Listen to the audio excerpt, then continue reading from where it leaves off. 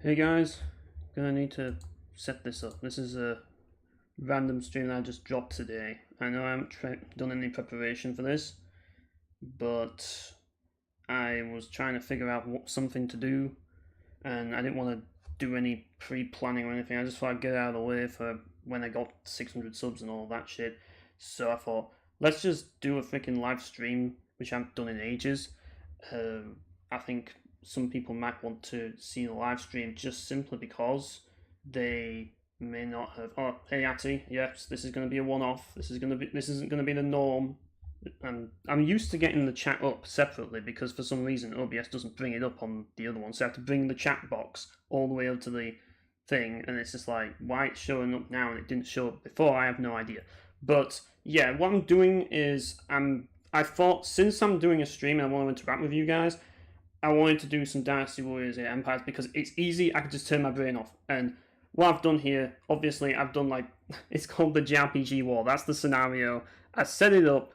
I did a few edits on it because obviously BioPhoenix bought the game and he said that he was going to play on this. Well, I don't know if he will, but I decided to add some characters he liked to it and characters that other people liked to it, but not necessarily characters I like. But obviously, because my channel avatar is Lazard, I'm probably going to be playing Lazard. I'm going to be skipping all the stuff. I'm just going to be beating people up because I think that's the easiest way to play this game while I can actually read the chat. So basically, if you have any questions you want to ask me on at this point, then you might as well ask them now because I don't plan on making live streams a common thing. I don't really enjoy doing them. I think that they're kind of annoying. I don't like entertaining people. But for a one-off, I'm going to do it today. So just ask questions if you want. And yeah, I'm just going to get straight to playing the game. Now, given the fact that I've set it up, I have to actually do this now. Obviously, it's just going to get me straight in. So basically, I've just done like different JRPG. Yes, I've made profile characters. They don't look brilliant because this creation feature isn't great. But I did a rate to create on this game, and this is kind of showing what it is. So, you know, like you can do all sorts in this, and it's stuff like this that I just mess around in because I like creating stuff from video games and all that lot in creation modes. Same with wrestling games and all that shit. I'm just gonna get straight to just attacking people. I don't know, like I did a separate faction for like both Valkyrie profile characters, and because I wanted Valkyrie profile 1 to have its own faction, and like Valkyrie profile 2 to have its own. That way it balances things because you've got the Einherjar in 1, and you've also got like the main cast of 2, and it's just like it'd be way too big if you had everything. So yeah, it took quite a while to do it, but it doesn't really bother me to actually do all this because I like messing around.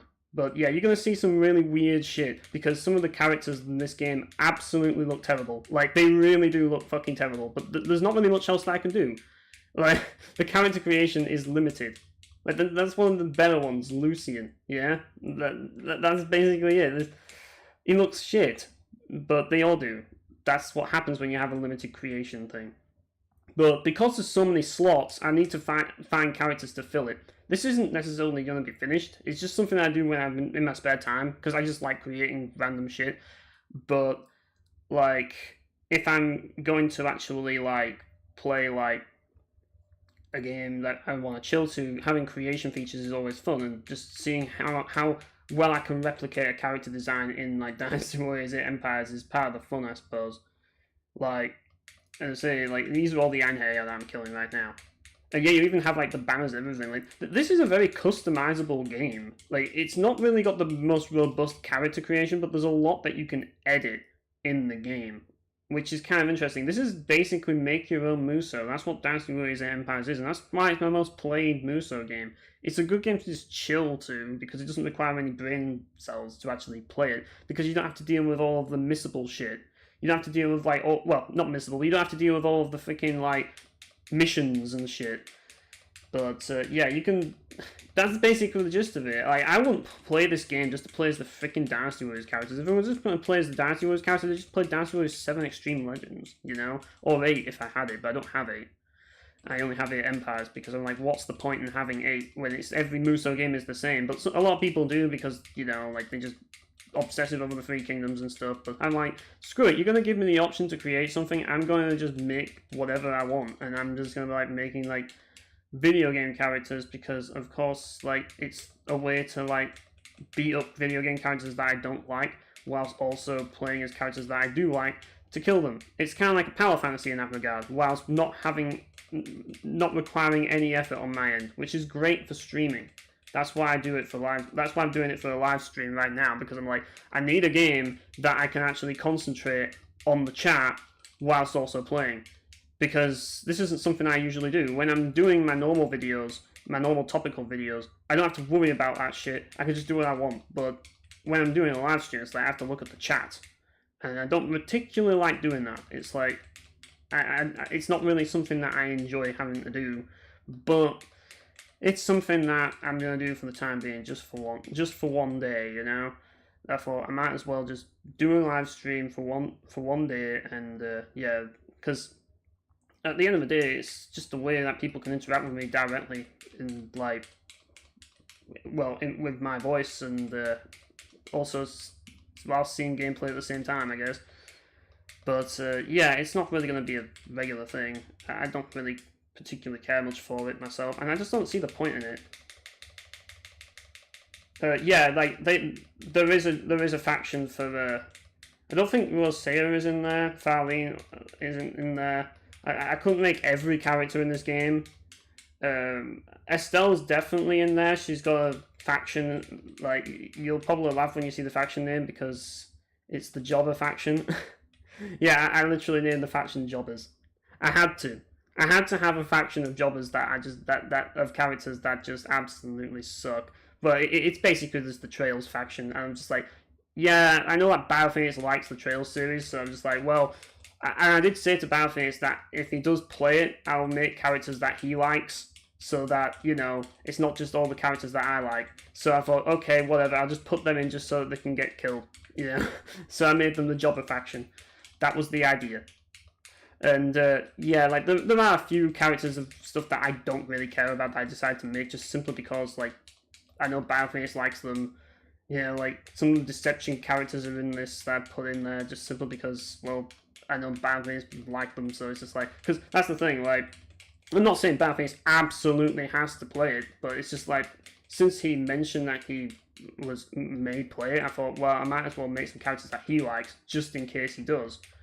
But, and I suppose for anybody else, if they just happen to download the scenario, because you can download this scenario, it is on the, like, it is uploaded, and you can play it yourself if you really wanted to. But, yeah, like, it's just a brain dead game, really, is this, and it's just, playing as, like, Zuo C, which is this moveset that I've given Lazard, because it's the closest thing to, like, just straight up magic without actually using, like, a magical weapon, because Lazard just uses his hands, he doesn't use any other weapon. So I just thought, yeah, let's just use cards, just similar to, like, the paper. And I threw in some Warcraft factions in there as well to just, like, randomly invade, because of course I did. And yeah, I'm just gonna, like, well, I have to basically do this just to kind of, like, yeah, there's loads, these are all the different factions. Like, you've got all, like, factions from all these other RPGs. Yeah, you can go to Shadow Hearts and, like, there's Yuri, for example, and yeah, just petition him in an alliance and all this, like, and he didn't agree because obviously he's smart enough to not to make an alliance with Lazard yet. Getting through all this bit's going to be boring. Like, really? Freaking setting up a freaking Vagabond unit. Yeah, whatever. We'll just do an alliance with these just so I can get the bonuses, otherwise it just makes things easier. And that was a low percentage chance that I'd actually get through it. Yeah, this is the only busy work part of it, but it's not really. When am I actually going to start attacking? I don't even know, but whatever. We'll just. The best thing to do is just training, because it just builds up your merits until, like, you're actually ready to actually do things. I don't like doing quests, because doing quests means that you lose part of your, like, you have to reset up your freaking stratagems, and I don't want to have to do that. But finally, we're actually going to attack. This is like the Infinite Undiscovery faction that we're attacking right now. So all these characters are from Infinite Undiscovery. there's all kinds of different factions. Like there's some hidden ones, like because they're like vagabond groups, and most of that is Warcraft. So yeah. So these are all like characters from Infinite Discovery. I just put them in separately because, well, it's a Trias game, isn't it? And it's like, it's the one that is on its own, and it's a standalone one. So I put it right in between Star Ocean and Valve Profile because that's kind of fitting. But yeah, you've got all like characters from this. It took a bit of time to do this, but you know, when you're bored and you just feel like just playing something without, because that's the thing, like I don't have an attention span to play a lot of games nowadays, and playing something that like this is just easy, and I like easy games. So like, I mean, like everybody has to like emulate nowadays. It's not really much of a choice in a lot of ways, like because hardware is going to go away, and you basically have to do it. So yeah, but ultimately, when it comes to me, I just like to like I like games that are just straightforward. Like I don't want to mess around and like deal with all the gimmicky bullshit. I think we all know that by now. And this is one of those games where I can just turn my brain off and just mash buttons. And I think that those games are the best sometimes, like because you don't always want to be like playing like a game that's ridiculously hard or convoluted. Like, and especially if you're doing like streams, it's just like there's no way I could do a stream of Urban Reign and like interact with everybody because I'd be too absorbed in the game. Whereas, yeah, oh yeah, I've done a lot of that. Like, it's one of those things where like it's hard to commit to a game like that. You know, it really is hard to commit when you're doing that. Like, it's like with a lot of the games that I have with the on the Epic Games Store that I got for free. It's just like, yeah, like I just download it, play it, and then I just never play it again. But most games are worthless anyways, and that's the point. It's the value of games. Like, the value of games is at an all-time low now, and nobody's really talking about that fact. It just is. You know, it's just, and people just ignore that fact. This is like, there isn't really like many games out there that are really good nowadays, and it's just like there's a lot of low quality junk. But at least Dynasty is, we know that it's low quality junk. Everybody knows, you know. I mean, it's a bit overpriced sometimes because of Koei Tecmo tax and all that shit, but everybody knows what to expect from a Dynasty Warriors game, and I think that's the advantage of playing one of these games. You know what to expect. You know it's going to be like low quality junk, but you know that it's not going to be gimmicky and annoying. You know, well, at least Empires. Freaking some of them are really annoying. Like the main games in the series can be really annoying.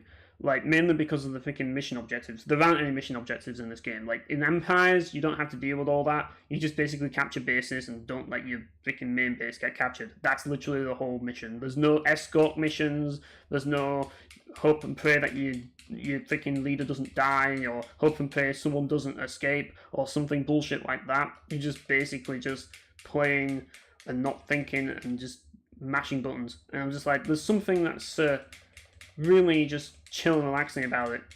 And it's just like, it's just silly when you add all these created characters because it adds more replay value because it just makes things more silly and dumb.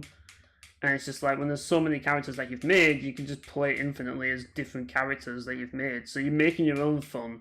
And usually that's the best way to do it nowadays for me, because it's just like, you know, game developers don't seem to understand what fun is nowadays. So it's just like, well, I have to make my own fun then, won't I? You know?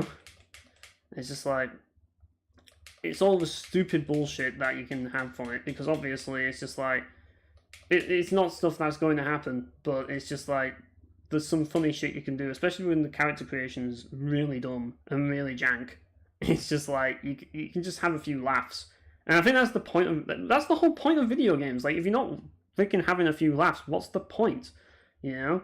Like, I did do a Warcraft one, but that was the first one that I did. That's why there's got all the Warcraft characters in here. That I did because I always wanted a Warcraft Muso, so I did a Warcraft Muso. Part of the Warcraft factions are in this anyways, as like vagabond groups, just as a result of that. But like, I wanted to put like the Warcraft stuff like in like I had a separate scenario for that. It's not up anymore because I put this one up instead. But it was up, and it's like just basically based on the First War. That was kind of the gist of it. And yeah, obviously, like, because some areas will read with this nation, yeah. I mean, the silly thing is that you can just leave the nation and just go your own way and just do what you want, I guess. Which would probably, well, it's probably easier to just stick around because I'm just doing it. Because it can be pretty annoying if you're just doing it by yourself unless you're willing to like go through all the bullshit. But yeah, just spam training until the end. That's basically it. So that I can actually get through this. Yeah, I mean, Sin Punishment's a series that it's one of those shmup sort of games as well, isn't it? And it's like, yeah, I don't know if I want to get straight into something like that. I mean, I hear the Wii one's really good, but some people say the Nintendo 64 one's really good, but I don't know, it's just like one of those weird things where it's just like, do I really want to play something like that where I have to focus and concentrate? And that's the thing, like, usually nowadays, that's how it goes. Like, do you want to play a game where you have to concentrate all the time? Yes or no? If yes, then yeah, I get it, but I don't. Usually I just want something that I can just sit there and just like turn my brain off, and that's the thing. But I will sometimes play other games just simply because if I didn't, then like I wouldn't be making any progress the way I want to. So yeah, unfortunately I didn't really get the bonus there. Oh well, I guess I could try it again because it's all random. You've got like a lot of RNG that you have to deal with until they actually say yes, which might work, might not, but it doesn't seem to want to work. So yeah, not good. Oh well. I guess we'll try a different scenario. Try and try and coerce them. Yeah, there we go. We are Lazard after all, so of course coercion is probably the best thing. But yeah, now we can finally fight good. Now we can actually fight another nation. Yeah, this is now we're fighting Val Profile 1 again, which is what I'd already done. But I did a raid, and raid is just like raiding is just kind of like attacking them, but you're not actually like taking over their base. Invade is where you actually take over their base when you win. Yeah, like, and I say that's kind of what I look for nowadays most of the time, just relaxing games really. But obviously I'll play other games if I have to. But I think the thing that I'm going through right now, because of Batman Chaos Origins, I'm just so burnt out of playing playing all these games. I'm just like, I just want to play something else. I just want to play something that isn't fucking Batman Chaos Origins, you know. And I'm also playing Seven Blades on the side, which, yeah, that game's a 2000s beat 'em up. And by 2000, I'm not talking about like the era of 2000. I'm talking about the year 2000. Before like Devil May Cry and Onimusha, so obviously like before actually it's around the same time as the first Dynasty Warriors Muso release, Dynasty Warriors 2.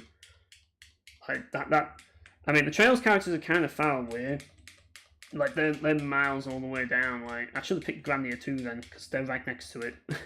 But yeah, like I wanted to put like action RPGs at the like one side and like put turn-based games on the other side. This is like the action RPG side, so like Tales, Star Ocean, and well, part of East is on this side, although it isn't anymore because it's been taken over by freaking Night Elves. So that's out of the picture. But I've put the other side as like the turn-based. So you've got Shadow Hearts, you've got like the Last Remnants there, Legend of Dragoons there, like freaking Odin Sphere is like at the top. Be paid because it couldn't fit anywhere else. That's more action, but I've moved that down. I don't even consider Odin Sphere an RPG, but people do, so I just thought, whatever. Like, I've even got Onimusha in it as well, and that's not really an RPG unless you count, like, tactics, so it's just like, yeah, like, whatever, we'll just put that there as well. I put Castlevania there even, and that's not really an RPG, but I just thought, you know, it doesn't really have to follow the criteria of being an RPG, it just needs to fill in slots, and that's the point, and there's tons of slots in this game, and I've deleted all of like the random captain slots that I did in like the previous one, where I was like doing, because like the other one, like the random like the other slots that I had were of like just random captains that I made like based on like Warcraft captains, so it's like the wear the gold armor and shit. And it's just like the generics, and I wanted to do something more interesting. Obviously, there's still in Warcraft the First War if you like were to play that scenario, but I wanted to delete them because they're just taking up room, and I just made loads of other characters instead. But there's still a lot of characters that I need to make. You know, there's a lot of characters that are just kind of dumb but there's a lot of characters that are just kind of like there to fill in the gaps, and then there's a lot of characters that are just there because they're cool as shit, even though they don't really fit in, but it's funny to just have them, you know? A lot of those types of characters, like free officers, for example. Muramasa, I have one of the characters. I think I have Momohime as a character, but she's a free officer. There's no faction. It's just a free officer. That's it. Like, the only faction is Odin Sphere. That's it. I didn't bother like making every character, like, because it's just like it'd be too many. Like I can't make too, like, there's only so many factions I can make. There is a cap, and if I make too much, then like I'll reach that cap. So I can't make too many. And at the same time, if you want to like make custom units, which is like custom like group of like a custom faction basically, you can only make so many of those as well. So it's just like, yeah, you can only have so many banner slots and so many of that. So yeah, and yeah, we can kill him. Probably just gonna do this as well. Yeah, I did this one because it's similar to his animated Earth from Val 2. That's why I did that one.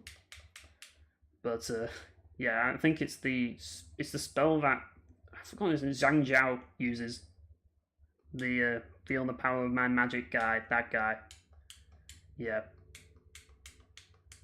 that's the guy who. He's like the character, the guy you fight at the beginning of Dynasty Warriors 3 and 2, I think. If you notice, the Final Fantasy faction's like the big one in the middle because that's the most popular RPG franchise. So of course I had to put that in the middle because of course I did. Like, it's like the whole idea is that the action RPGs are on one side and like the turn-based are on the other, and Final Fantasy kind of like is like the rift in between, you know. With the exception of Odin Sphere, because I couldn't really fit that anywhere, so it's just like, yeah, whatever, I'll just shove that up there. Yeah, Muramasa a little bit. I mean, Muramasa is better than the original Odin Sphere, but it's not as good as Odin Sphere Leithosphere. Yeah, just training spam then. Like, Odin Sphere Leithosphere has much better combat than Muramasa. Muramasa is kind of like, it's better than the original Odin Sphere, but just like it's not amazing. It's okay, but it definitely could have been a lot better, especially compared to like when you look at like because there's also like the other one which is like the original, like which is really good, but the remake, it just blows it out of the water. So it's just like there's just no point. Yeah, exactly. Like, that's the thing. Like, got to like kill like all of like the Final Fantasy ones, like sometimes one by one, or you have to kill it all at once in order to pass across to the other section. But there are some bits where there's prefects, which is easier, so you can take it like that way if you want. But yeah, so we have to do the same bullshit again. I don't even know what we're going for this time. Let's just ally with the fucking Burning Legion. Yes, I did that. I have the Burning Legion as a faction as well. Of course I do. And the best part about it is I placed the Burning Legions, I placed the Burning Legion on the Jobbers faction so that basically the first people that get attacked by the Legion are the Trails characters, just simply because I thought that would be funny. Like the Legion taking over like the Trails nation, like, and saying this is our nation now, and all that shit. Or are we doing? No, that's not a supply thing. Whatever. Yeah, I'm doing the same shit again by accident. We're already allies with them. Oh well. See, that's what happens when I'm not really concentrating. But yeah, I put the Legion there. I thought that would be funny.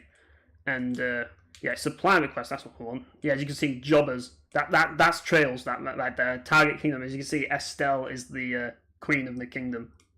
But yeah, like, it's the Jobber Kingdom. They exist to pull over everybody else and make everybody else. And of course, Sargeras is like, you're not getting any freaking materials from me. Like,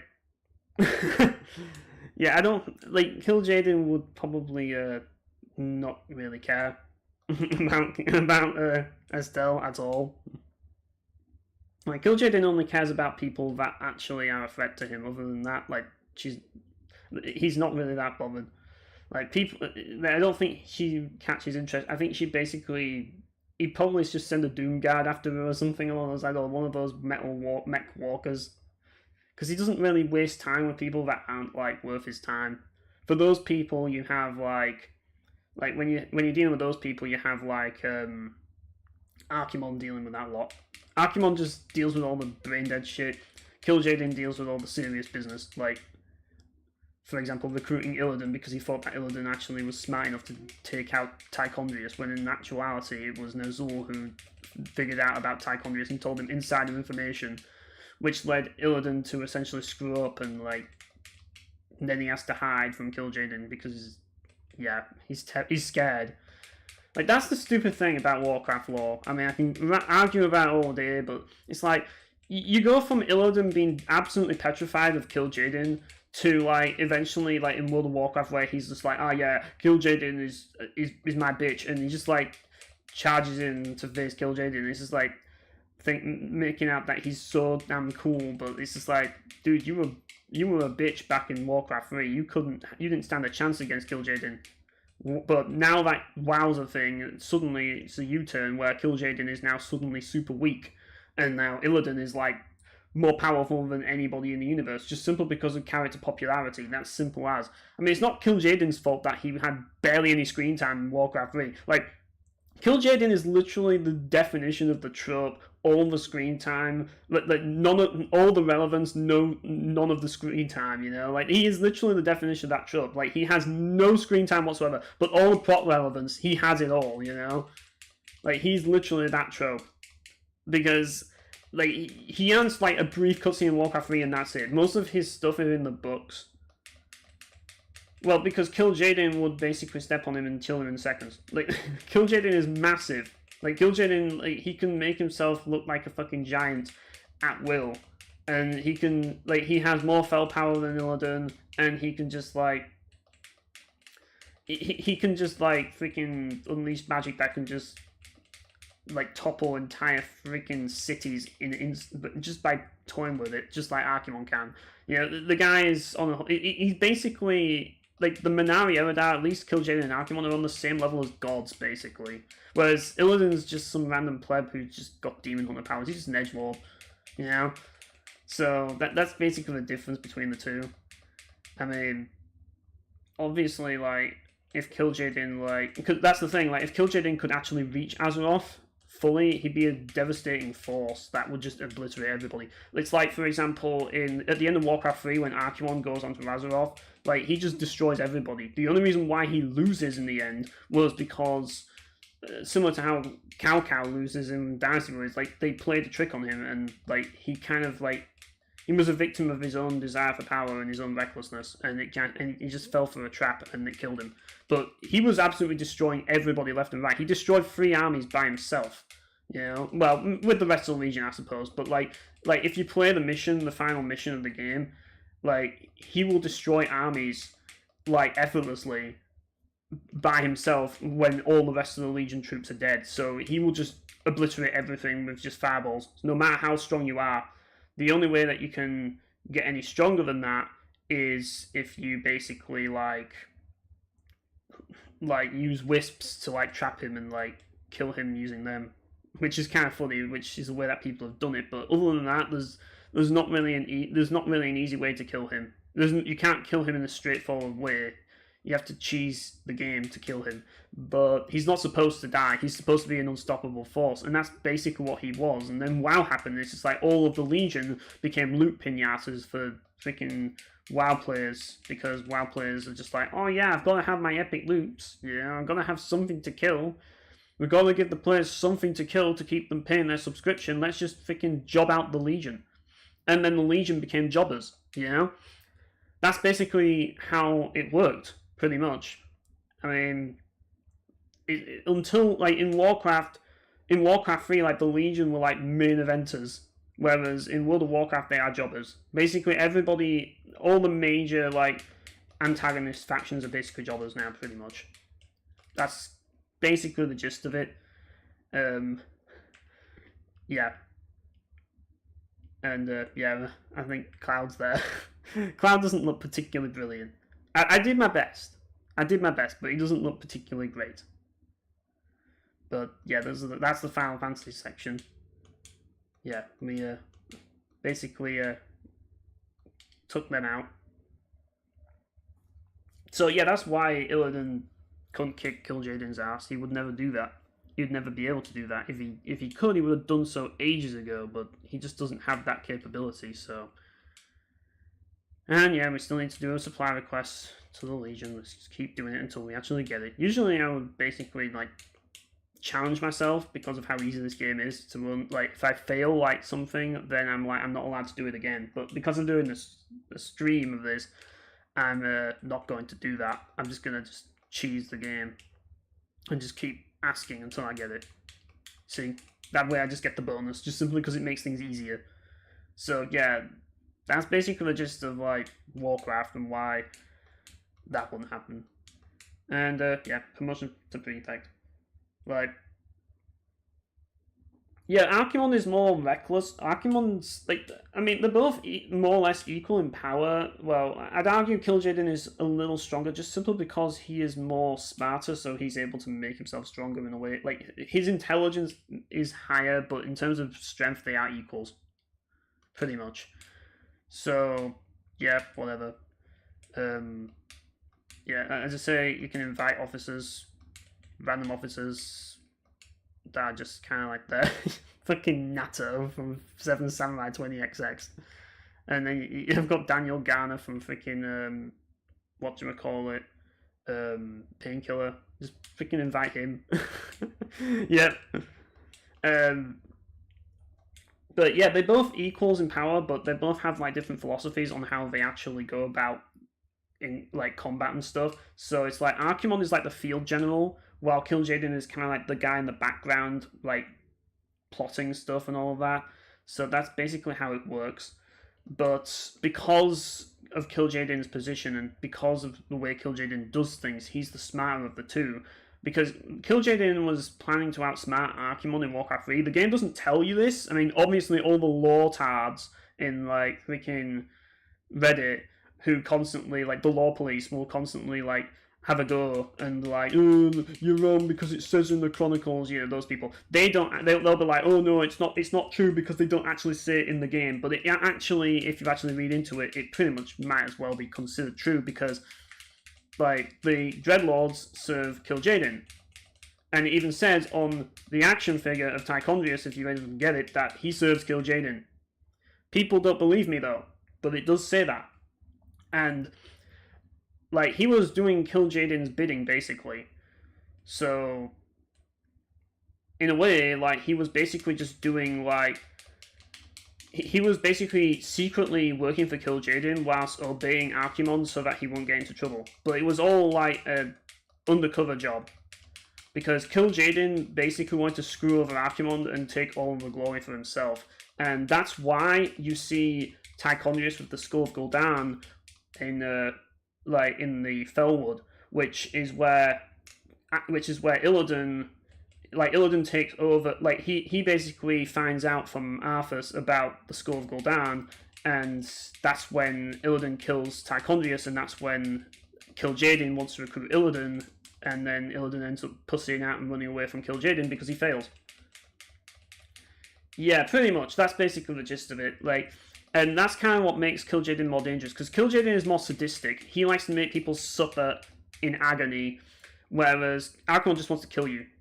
Archimonde isn't very resourceful, whereas Kil'jaeden is. Kil'jaeden's more like Cao Cao or Cao Cao in this fucking game, pretty much. He'd rather recruit his enemies than like just kill them off, because he can find use for them.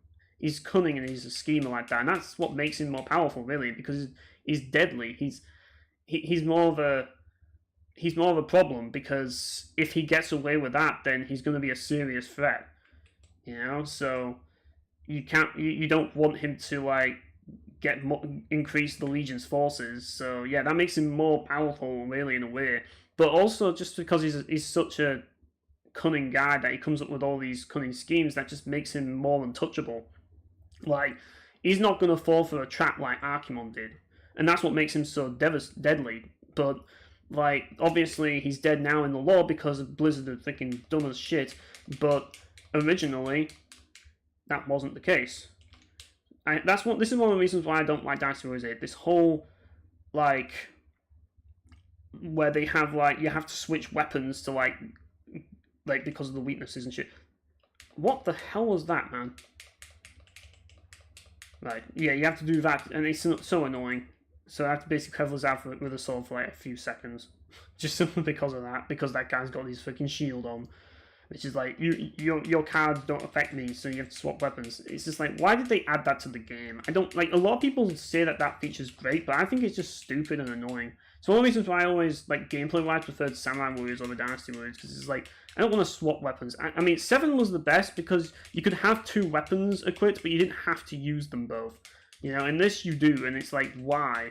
And that's why I always recommend 7 Extreme Legends over 8 Extreme Legends, because you don't have to deal with that in 7 Extreme Legends. Like, but the thing about this version of the game is that in 8 Empires you have more customization features than 7 Empires. 7 Empires has its own thing, like it does have its own advantages, but I personally prefer 8 just simply because I like the creation side of things more than anything else. But if you're looking for like a more deeper game, then 7 Empires is probably better. But honestly, I'd take 7 Extreme Legends over 8 personally. I think it's a better story as well. If you want the Dynasty Warriors story, you're gonna probably want to play 7 over 8. Because it's a better take on the story and better soundtrack, better like basically everything about it outside of like everything about it is just better in my opinion. It's more straightforward and simple. You know, like 8 Extreme Legends just adds more characters, adds more like needless blow. You know, well, I suppose every Dynasty Warriors game adds more needless blow. It's just like I don't need it, and it's just like. Yeah, whereas 8 Empires, I'd rather play 8 Empires because you have like this. Well, you have all the ability to do all of this, like scenario creation, which, yeah, I won't be able to do this shit if it wasn't for that fact. But yeah, as you can see, we're fighting the Tails army here. So these are all Tails characters. I think that's the main base there. But they've got another base somewhere down the line. So, yeah, we're going to have to deal with that soon.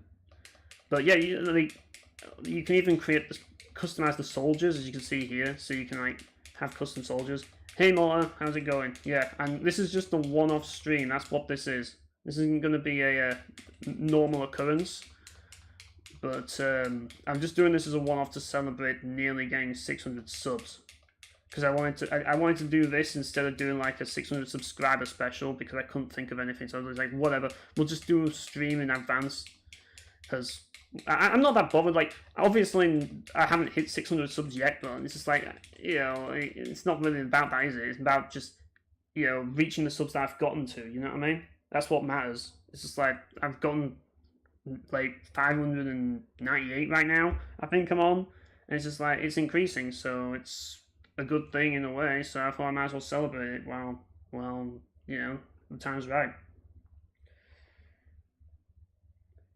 Yeah, pretty much. I mean, he's not a fool, and at the same time, he has his own agendas on top of that. Like, while Archimon is more interested in like the Legion and like Sargeras' will and all of that lot, Kil'jaeden is more. He has his own agenda. He wants to embarrass the Draenei, and he's got more of his own agenda to do, and he's kind of working on the side with the. Like with the Legion, but at the same time he's doing his own thing because he wants to obviously like he wants to get like rid of Velen and humiliate him because he's just got such a vendetta. So he's like, if anything, I would say that's probably his weak point. Like his main weak point is the fact that he's too self-absorbed and he's just too stubborn and he just never wants to give up with his own thing, and he's too consumed in his own ways to the point that he doesn't really utilize his full self for the Legion's for the Legion's benefit. And because of that, everybody's able to cope except the Draenei. The Draenei are constantly fucked on a regular basis. They just are. But that's the whole point of the lore. Like, being a Draenei sucks because you're basically constantly being abused by Kil'jaeden all the time, 24/7. But yeah, we need to invite someone. Yeah, you're fine. You got Inugami from freaking, like, Demon Chaos. Yeah, throw him in there. And, yeah, pretty much. Like, Mario Kart World is just crap, man. It really is. Like, I don't know why anybody would play that game. I really don't. Like, there's so many Mario Kart games. Like, why do we need another one? Like, just play Double Dash. It's the best one. You don't need any more Mario Kart games. That's the thing about Nintendo. We don't need any more Nintendo games. You know? You don't. You just... Like, all you need is basically just the GameCube and the games that are on there. That's all you really need. And before that, you don't need anything new. It's all the same shit. Yeah, like, as I said before, like, these games are just games that you can turn your brain off, and that's why I like playing them, because I don't want to have to, like, especially since I'm doing a stream now, I won't be able to concentrate on talking with you guys if I was doing anything else, because I'd have to pay attention to what I'm doing. So it's just like, I'd rather do something where I can interact with people, and that's one of the reasons why. But I just like chill games in general, because, you know, I don't want to spend all my time, like, always playing a game that's really hard all the time, because it's just like, I won't be able to focus, you know what I mean? Like, I just don't really understand why Nintendo are just such stubborn bastards. Like, they're the most stubborn of them all, man. I mean, as for surviving the Warcraft universe, the best way to survive in the Warcraft universe right now is to be a member of the Alliance and the Horde, pretty much, because they have plot armor beyond recognition because of the fucking MMO logic. So if you are in the Alliance and the Horde, chances are you are going to have a much better chance of surviving than if you're not, because otherwise you are expendable and they will throw you out. Just simply because, like, the nature of the game and the PvP balance requires that the Alliance and Horde exist. I mean, sometimes Alliance and Horde members do die, like Cairn Bloodhoof, for example, but it's more rarer than, like, for example, some of the Legion dying, where an entire expansion killed basically all of them. Apparently there's still some left, but it's just like all the major characters died anyways, and it's just like, really? So, yeah, that's just the gist of it. Some Dynasty... There's Dynasty Tactics, which isn't a hack and slash, that's a tactical RPG sort. Well, it's a bit like a tactical game, a strategy game, but some, like, obviously Dynasty Warriors, like, there is a fighting game, which is the first Dynasty Warriors. That's a fighting game, not a beat 'em up like this. Then they turned it into beat 'em ups with the rest of the Dynasty Warriors games. I mean, like, obviously if you're a Night Elf, then you're immortal up until the events of Warcraft 3, but yeah, well, Night Elves are kind of weird, like, because they have kind of gotten screwed over by Sylvanas of all people, because of course they have, but it's like, Night Elves have just, the problem with Night Elves is they've just completely lost their identity. Oh look, it's the Jobber faction. The Odinsphere and the Jobber factions are allying with each other, great. Yeah, like, mainline is hack and slash, yeah, like, but there's some spin-offs that aren't hack and slash, pretty much. That's kind of the gist of it. I can actually invade now randomly. I can just invade Legend of Dragoon right now. I can choose who I want to put in as well. Yeah, I've got all these people. Just shove them all in there. Yeah, just whatever, like, just shove all these people in. And just, like, fill it all up. There we go. And let's just get through this as much as possible. Then I can actually fight the jobbers. That's what we want. We want to see the jobbers fall. We want to see the jobbers get their asses handed to them. That's what we want. But, yeah. If they go up there, I can take this side. You can also bring up a horse as well. And it'll increase the movement speed. Very handy. Very handy. But yeah, Jello is from Back in Chaos, the first game, not Origins. The first Back in Chaos, I don't care what Mortar says. I actually like the first Back in Chaos a lot. But, like, the second one is very disappointing. But yeah, these are like Legend of Dragoon characters. It's basically Lloyd from Legend of Dragoon. I've always said that Lloyd is basically just Dante. That's what he is. He's like the original Dante before Dante was a thing. In terms of his character design, like, he is. In terms of personality, I'd probably say Ryudo was. But in terms of character design, like, they based his character design off Lloyd from Legend of Dragoon. Like, that's what I like to believe, at least. Pretty much. Because he just looks like Dante. And yeah, he kind of has a bit of a Dante personality in a way. Like, when you fight him in the arena, he's just dodging your attacks, almost like he's using Trickster. But, yeah, like... Ultimately, I haven't played Legend of Dragoon in a long time, but it took me forever to beat it. Like, Sigmund and Michelle, they're from Infinite Discovery. That's where they're from. And, if I can actually get my horse, I'll be able to get to the point. My horse is actually moving out of the way. You can have custom horses, but I just don't see the point. I think I actually have one, but I just don't bother with it because it's like, whatever, I just want to get to the game. I'm not wasting too much time. But yes, you can make custom horses in this game if you really want to, but you have to equip them, unfortunately. So yeah, you have to deal with that shit. But yeah, I've got all the Legend of Dragoon characters, and I thought they would be interesting because Legend of Dragoon was like the game that ultimately got me into JRPGs, so I had to put it there, you know what I mean? Even though it has its flaws. I mean, I guess it depends on what you're doing, I suppose. But you like to focus more on like you talk slow for a reason because you want to emphasize things. Whereas I just want to get to the point, I guess. That's kind of it. Pretty much. But I don't really talk super fast, but I guess I talk a bit too fast for my own good sometimes. But you talking slow means that you can actually you don't have to like you can think before you say, I guess. So it's easier. But that's just the way I'm wired, I guess. I'm just wired to talk quickly sometimes. But because that's just how it is, and that's kind of why these videos, these streams are just low quality in a way, because I make so many fuck ups just talking. But when I'm trying to get deep in conversation, I try and keep that momentum going, and that's why I do it, you see. Because otherwise I'll be just like lost in thought. And I'd rather be talking and just maintain talking than lose concentration and lose momentum, pretty much.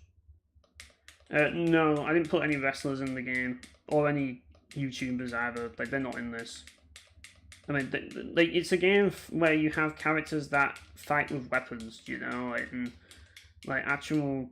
Like, it wouldn't really work to have real people in this in mind, but like, just so I didn't bother with it, like. So like, I as I say, the whole YouTube show that I did, I don't do that anymore, mainly just simply because obviously YouTube, I've just kind of fallen out of love with YouTube and the community. It's just like the community aspect of YouTube's just kind of gone down the shitter. Some of the people that were in it, that were in that that mode that I did, that universe mode, ended up being shitheads as well. So like, it's like I just don't want to go back to it just simply because of that as well, because some people just ended up being fucking dipshits. So it's just like, you know what, I've just had enough of this shit. I don't want to just like have these random people around and just constantly. I'm just like, I just did away with it. That's why I don't do that anymore. But yeah, like, it was fun while it lasted, but I think if it continued forever, it'd just get old, you know. And it's just like, yeah, and I think it's run its course, and I just need to just kind of like move on from it. Especially now that I don't want to like spend as much time doing YouTube content and shit. Like, I just don't want to feel like I'm obligated to do that anymore. So it's just like, yeah, but it was fun at the time. I think, like, ultimately, back when everybody, like, back in 2020, when, like, for example, like, when the Button Mappers community was, like, at its peak, and everyone, like, was around, and, like, you had all these people, like, it was fun then, because everybody knew each other, and there was a community around that. But ever since everybody just kind of went their own way, it's just kind of like the community just died, and the people that I wanted to focus on in the community just kind of, like, lost relevance, and it's just like, yeah, like, it just fell apart, and it just kind of, like, killed a lot of the, you know, it killed a lot of the, like enthusiasm I had for the community spirit. Everybody went, and it's just like, yeah, I just don't care about this anymore, you know. And obviously, like I say, because of some of the people that ended up being shitheads, yeah. I don't know. Like, I can always keep it on like my old channel if I have to. Like, I can always do that. Like, I can probably do that if I like that. That's probably the thing I could do after the fact. But I don't know if I'll keep it on this channel, but it might be on an old channel if I do keep it somewhere. But it'll be somewhere, let's put it that way. Pretty much. Like, but I don't know if it'll be on this channel, because obviously it seems that streams just do badly on YouTube nowadays, and yeah, I'm having enough time here. So, I'm gonna have to do this. Pretty much. Yeah. Pretty much I'm getting absolutely bodied by Virgil, which makes sense. Virgil's pretty strong, so, you know. So now I'm going to have to, like, kind of, like, run away from him. Pretty much. But, yeah, like, I'm not, I don't know what it is with live streams, but apparently everybody lists them on their main channel for some reason. Like, people just keep, like, even I remember Games for T did the same thing where he just deleted like most of his videos. It's like I don't understand it. Like, is this some YouTube meta that I'm just not aware of or something? Where it's just like if you like having too many videos is a bad thing.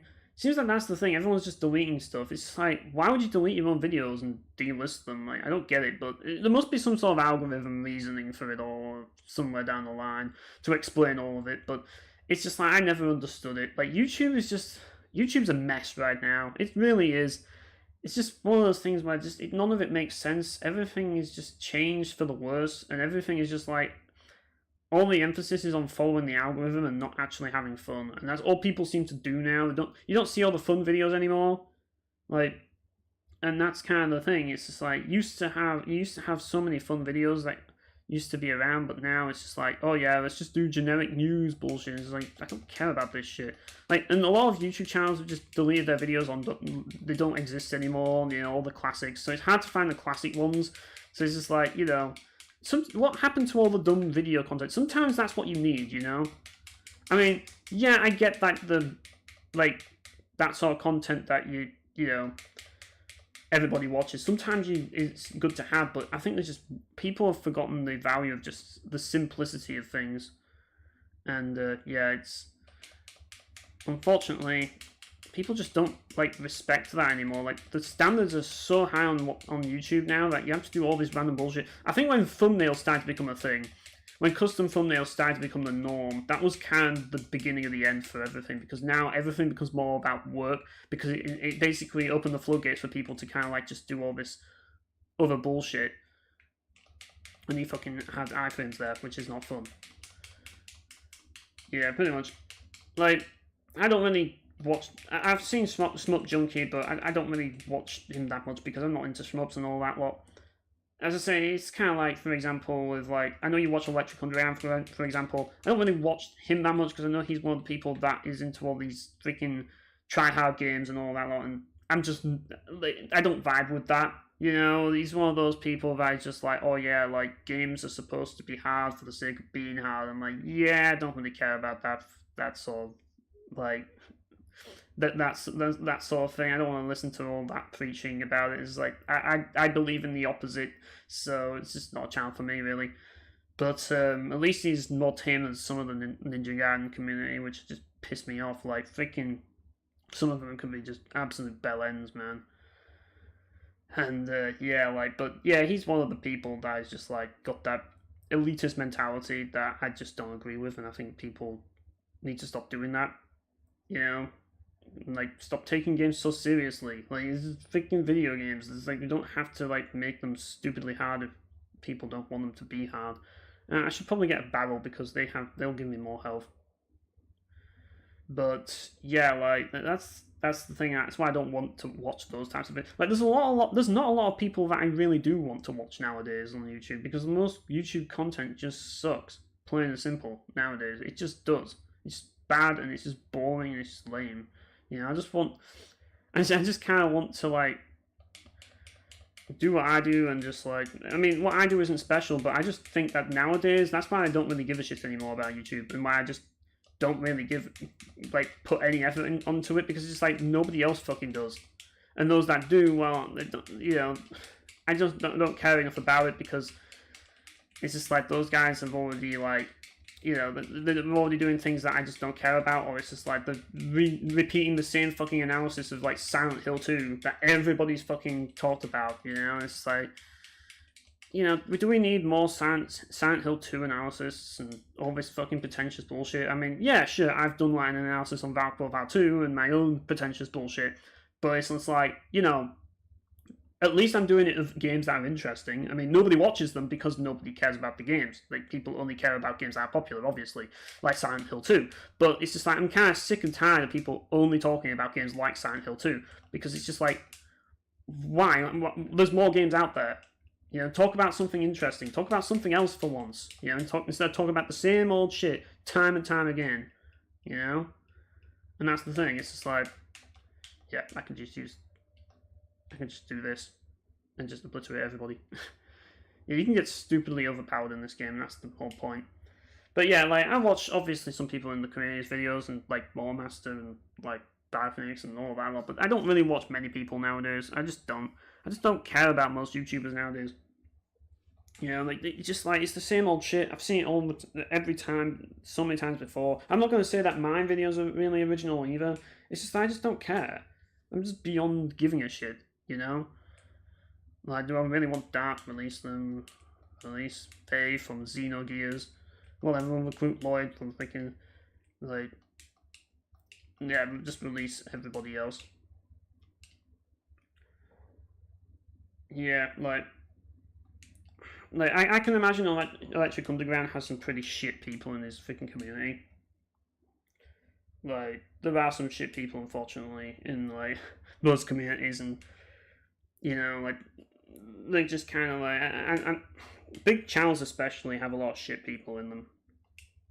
Like, there's one person that goes on Eric Landon's videos, and he's always on them.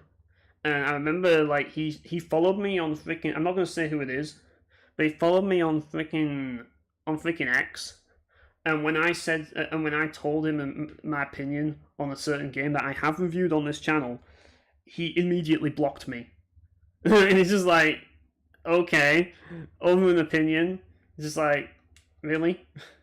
Which just kind of shows how just weak-minded some people can be. It's just like, some people are just lame like that, you know? I don't really know what we're actually doing. I'm just going to, like, go on special training now.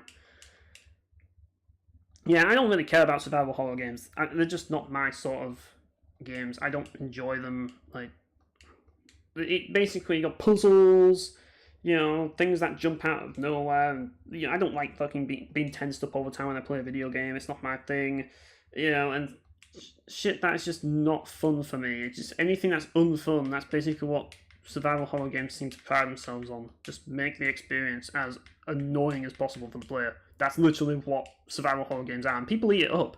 I think that people genuinely enjoy bad game design. I genuinely think they do. They enjoy troll game design. That's what people love the most. That's why people like freaking, like, Itagaki are well liked, and like Hideki Kamiya are like worshipped, because, and also, like, obviously we can't forget Kojima as well, because people love to be trolled. They play video games to be trolled by game developers. That's what they play video games to do, you know? It's kind of funny, really, but that's how it is, you know? You'd think that, yeah, like,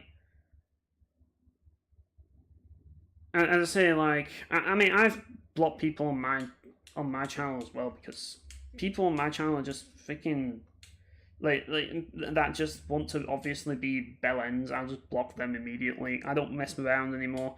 Like, I think the less you care about people like that, the better. Like, if people are just going to be bell ends, just block them. Don't give people second chances, because they're not going to change, you know? People are going to be what they are, and that's it, you know? So, yeah, it's faster to do it this way. But, like, I don't waste any time with people that just want to be bellends. And it's obvious, like, the people that they obviously dislike my opinion, but instead of, like, respectfully disagreeing with me, they decide to attack me, or to, like, give me, as they call it, constructive criticism, you know, put themselves on a high horse, you know, make themselves feel pretentious and all that lot, saying that, making out that they're actually helping me, and I should be grateful for their advice. But no, you're not. You know, grateful for their advice, but really, I know what it's all about. Like, really, their criticism is just them bitching and moaning because I have a different opinion than them, or just something that I just don't care about. Because I'm 100% aware that my videos are garbage. I don't need people to tell me that. You know, I like, if I wanted my videos to be good, I'd be making them better. But I don't. I don't care about my videos being good because I'm not paid enough to do this shit. And even if I was, I wouldn't want to be paid to do this shit, because YouTube's a pain in the ass dealing with all the bullshit. To be freaking, like, do this as a career is just ridiculous. I don't really want this to be a career. Like, could you imagine, like freaking putting, like, YouTube on your freaking CV? Like, could you imagine that? It's like, Jesus. Like, how do you get a job after that? It's almost like an advertisement to companies that you're not going to be, like, you're not going to be at work on time, because you're so used to staying up in the middle of the night editing videos. you know, in the early hours of the morning because your sleeping pattern's gone. You know, like it's not really a good advertisement to employers, is it? And do you really want to do this your entire life? Surely you want to do something else, maybe.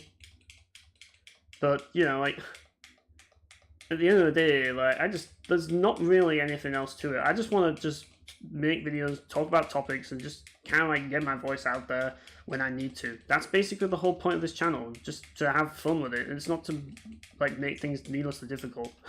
Freaking Whacker. I gave Whacker, obviously he has like the freaking Dong Zhuo thing to represent the blitz balls. Pretty much. Like, some characters turn out better than others, I will say that. But some characters turn out really shit. You know, it's just like, depends on the character. But for some reason I managed to make Whacker look sort of like what he looks like. Whereas certain characters, they don't look anything like them at all. Which is kind of funny. Like, some characters just look like Burks. They really do. But Whacker's one of the better ones, I'd say.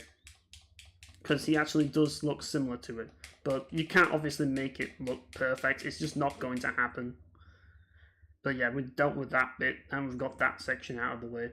I find it funny how Whacker's like the leader of like the area with like all the tropical freaking forests, just like in Final Fantasy X. I thought that was kind of funny. I forgot if I actually did that on purpose or not, but yeah, like I did the East one on purpose because like the East one's on like the ship level because obviously Adol with his ships. Like I thought that would be funny. But yeah, like pretty much Final Fantasy's nearly fucked. Like, but we've just been speeding through this. That's why speeding through this whole thing. Because obviously we just want to get through it, don't we? Let's just invade again. Oh no, I don't. Do we want to like risk it? I probably need to purchase something. Let's just get a new card set. No, let's just got the shit ones. Let's go to the item shop and buy all this shit. There we go. I'm gonna have bought some stuff, and you can equip stuff. You can equip different weapons, you can equip items. The items definitely help, they increase your stuff. It's really handy later on in the game. Yeah, like, there are a few lookalikes like Lazard, like the guy from Keats from freaking Folklore is very similar to looking to Lazard as well. Like, there's a few lookalikes, definitely. I mean, if you think about it, Lazard himself is a lookalike, because the whole idea of Lazard was he was sort of loosely based off Harry Potter, except Harry Potter I fucking can't stand, and it sucks as like, yeah, I like Lazard, which is kind of funny, but I don't like Harry Potter. I think Harry Potter is horrendous. Like, Harry Potter is just insufferable. Like, it's just one of those things that is just absolutely... Oh, I didn't mean to go for Brahms, god damn it. Whatever, we made Brahms a little bit stronger. Yeah, Harry Potter is just so freaking lame. I can't stand watching freaking Harry Potter. It's the freaking lamest of shit. Like, fucking school setting, and then you just make this boring freaking... most boring story that nothing major happens, nothing interesting happens. It's just like, you go to a school and it's just like, oh yeah, we're just gonna do nothing. Except there's just gonna have some random magic shit, and then nothing of value happens. And then what's the next one where something happens, and then it's just like, but it's so meaningless and stupid that no one cares. Yeah, like freaking, I don't care about that fucking series at all. I really don't. Like, there's so many franchises out there that I would much rather play, and much rather like experience than Harry Potter. Like, the only thing that annoys me about Harry Potter is the fact that so many people like it. Like, it's one of those things that I can't even escape from. Like, even at work, I can't escape from Harry Potter, unfortunately. It's just like, because so many people fucking love Harry Potter that I, obviously I have to fucking stock it. But it's like, because of that, it's just like, I have to deal with freaking Harry Potter fans on a regular basis. And it's like, ugh. It's like, I have to deal with people that, like, I don't really care. Fortunately, there aren't too many, but there are enough that I have to basically care to them to some degree. Yeah, it's just fucking lame. Like, the whole thing is lame, man. What is with all this high school shit? Like, why do we want to go back to high school? Who wants to go back to high school? Who wants to re-experience that? Nobody. It's literally fucking early learning prison sentence, because you learn how to fucking get away with shit that you in prison, like how to hang around the right groups, just simply for your own protection. and fucking how to like where to get fucking all the dope from, you know what I mean? All the fucking illegal substances from. And in the case of school, like get cigarettes and all that lot, you know, and how to get away from getting out of trouble and shit, you know.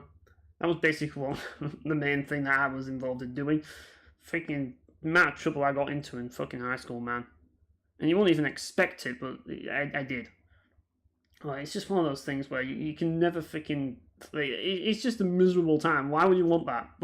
Like school represents the opposite of freedom because you have to go there. It's mandatory. You know, you don't really get a say. And at the same time, what you're doing, just mingling with fucking bellends all day who just want to talk about, you know, like, football all day and, like, hooliganism and all that shit, you know?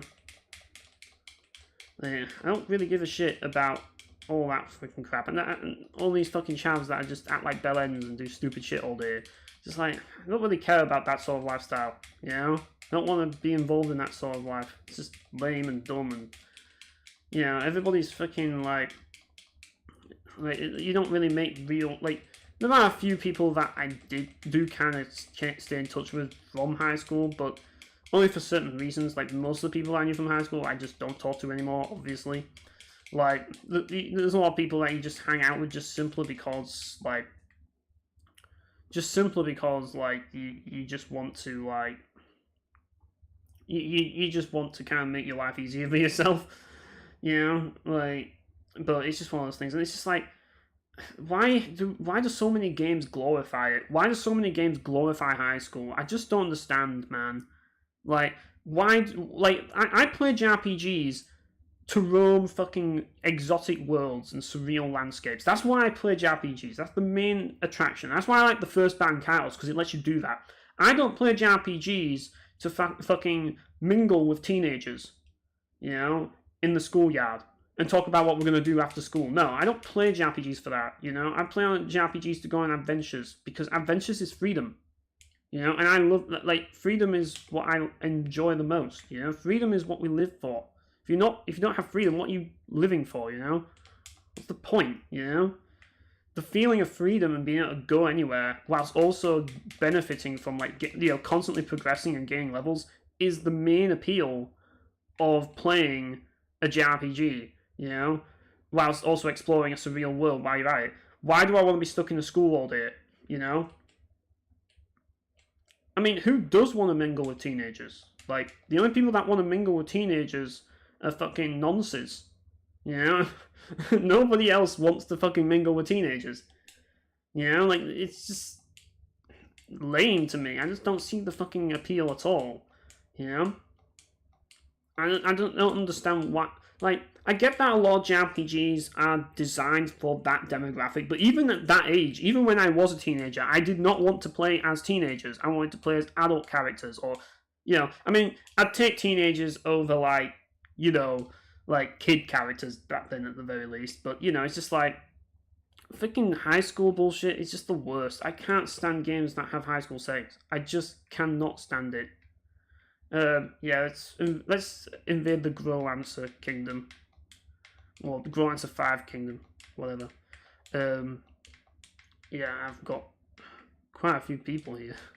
So I can make whatever army I want. Oh, I need to freaking do that, yeah. Pretty much, yeah, that's basically the gist of it. I mean, obviously, like, in some games back when I was a kid, you know, you have teenage characters that I kind of... I mean, it's like Ryudo's technically a teenager, you know? But he doesn't act like a teenager, and that's why he's a great character, you know what I mean? College is... you never see that in games, ever. Not really. Like, the only time that I've seen a college in a game is probably Enchanted Arms in the JRPG at the very least. But it's just like, I don't know, you never really see it. But, like, I never went to college myself, never really cared about it. I just never saw it as, like, worthwhile because, you know, like, it's not really going to get you a job, is it? Not really, like, not nowadays. I've gone into the, like, I mean, my mentality my whole life is, like, instead of relying on the system to get you anywhere, just do it yourself, you know? I've basically spent most of my life trying to oppose the system. It's not easy.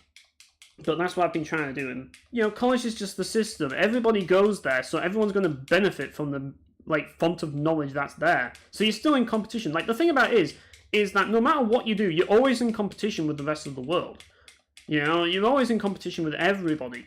So the only way you're going to ever succeed is if you do something, do it yourself. This is literally the only way you're going to ever find true happiness and success, is if you do it yourself. And the same goes to college. You can't just rely on college to get you anywhere. You have to do you have to do work yourself. You have to find other means to gain knowledge to actually surpass the opposition. You know, to go above and beyond what everybody else is doing. Otherwise, you're just never going to get anywhere. You know, and that's the thing. Like, if you don't going to commit to like doing all the stuff that's important like that, then yeah, you're not going to make any progress where it matters. So I just see college as just like, it's not really inherently valuable, because it's just like, it's what you make it. It's just a resource. That's literally all it is. And to me, it wasn't practical, at least for my life and what I wanted. You know, it's just like, I don't really give a shit. Like, you know, I'm it's like, yeah, at first I thought it was a good idea, but I freaking dropped, like, believe it or not, I've actually signed up for a lot of college courses, but I've never actually been to them. I think I went to a college once and I dropped out the first day. I just don't like it. I just don't fucking care about the college culture at all. I just don't really like the idea of going to a place just to, like, I just want to basically just, like, do things myself. I don't want to have to, like I want to do, I'm the sort of person that learns by doing, and learns the hard way, the punishing way, you know, and I'm that sort of guy. I do things the hard way, because it's just how I'm wired. I'm the sort of person that will just keep prodding at it until it works, you know? And that's how it is, you know? But at the same time, when you really think about it, that's all it really comes down to, and it changes your perception on things when you really think about it like that. It's just like, when you actually think about, like, if you really want to do it, you'll find a way around it with or without college, you know. But if you don't find a way around it, it's just a sign that you don't really want to do it. You're just interested in it. You just find it interesting. But the reality is, if you're not prepared to actually study it upon your own and figure it out on your own, then you're not going to be able to figure it out when you actually get there, and you're not going to be able to do all the advanced stuff when you actually, because that's the thing, like, college is only the beginning. You know, once you actually get the job, like, if you don't enjoy, like, doing the work to get the job, you're not going to enjoy doing the job when you actually get it, you know? It's just like, yeah, and when it comes down to it, like, I'd rather not have to deal with working for, like, a boss. I'm not the best at dealing with authority figures, so for me, it's not really worth doing that, and fortunately, I'm in a position where I don't have to do that, but it's like, you know, like, for me, it's just not worth it at all. So it's not something that I would relate to, and it's just something that, it's just not my thing. I understand that some people might like it, but I personally not keen. You know, it's just like, it's just another thing, like, it's just another requirement to life, that, another entry requirement into fucking job positions that won't even get you the job position. And I think that the silly thing is in modern society, like, it just seems to be like everything is just another step. Like, the more society is, like, progressed, the more steps it takes to actually get anywhere. That's kind of with everything nowadays. And the same goes for getting a job, you know, applying for anything. Like, there's so much red tape for everything you do, and there's so many steps and processes to do simple, basic shit nowadays. It is unbelievable. And college is one of those things. Like, it's just, I'll take college over fucking high school, but, you know, it's just like, I just don't see it as being necessary. I'd just rather get straight in there, you know? I don't care, like, if I have to start from the bottom. I just want to get straight in there and do things, you know? And, like, that's the thing. It would kill me inside to be at fucking college, like, in my 20s. That would suck. I'd rather be there, suffer the failures in the actual career that I'm doing, you know, and learn as I go, you know? Because in general, like, with what I do in life, you know, you're always learning. You know, my actual job requires me to learn on a regular basis, and it's a non-stop thing. But it's the thing is that you like with college, it's just a freaking. It's just a formality. That's all it is. Like at the time, and I think a lot of people need to get it in their heads that, and there's a lot of pressure to go to college from like family members, but I think a lot of that's due to the fact that back in the day, college was a luxury that not everybody could have. Like nowadays, everybody has it because it's so accessible that they're begging for people to go to college because nobody wants to go. But back in the day, not everybody had the opportunity for an education. You had to be wealthy or extremely intelligent to get that opportunity. And because of that, if you got that opportunity, you took it. Nowadays, since everybody has the opportunity, the value of it's gone down. But a lot of boomers don't see it that way. And they still see that there's value in it because of what they went through. But it's not the same as when they went through it. You couldn't just get a job right out of college back in the like you could back in the day. You can't do that anymore. You know? Nowadays, the best thing to do is to just basically do a 9-to-5 job. And if you do a 9-to-5 job, then you've got work experience.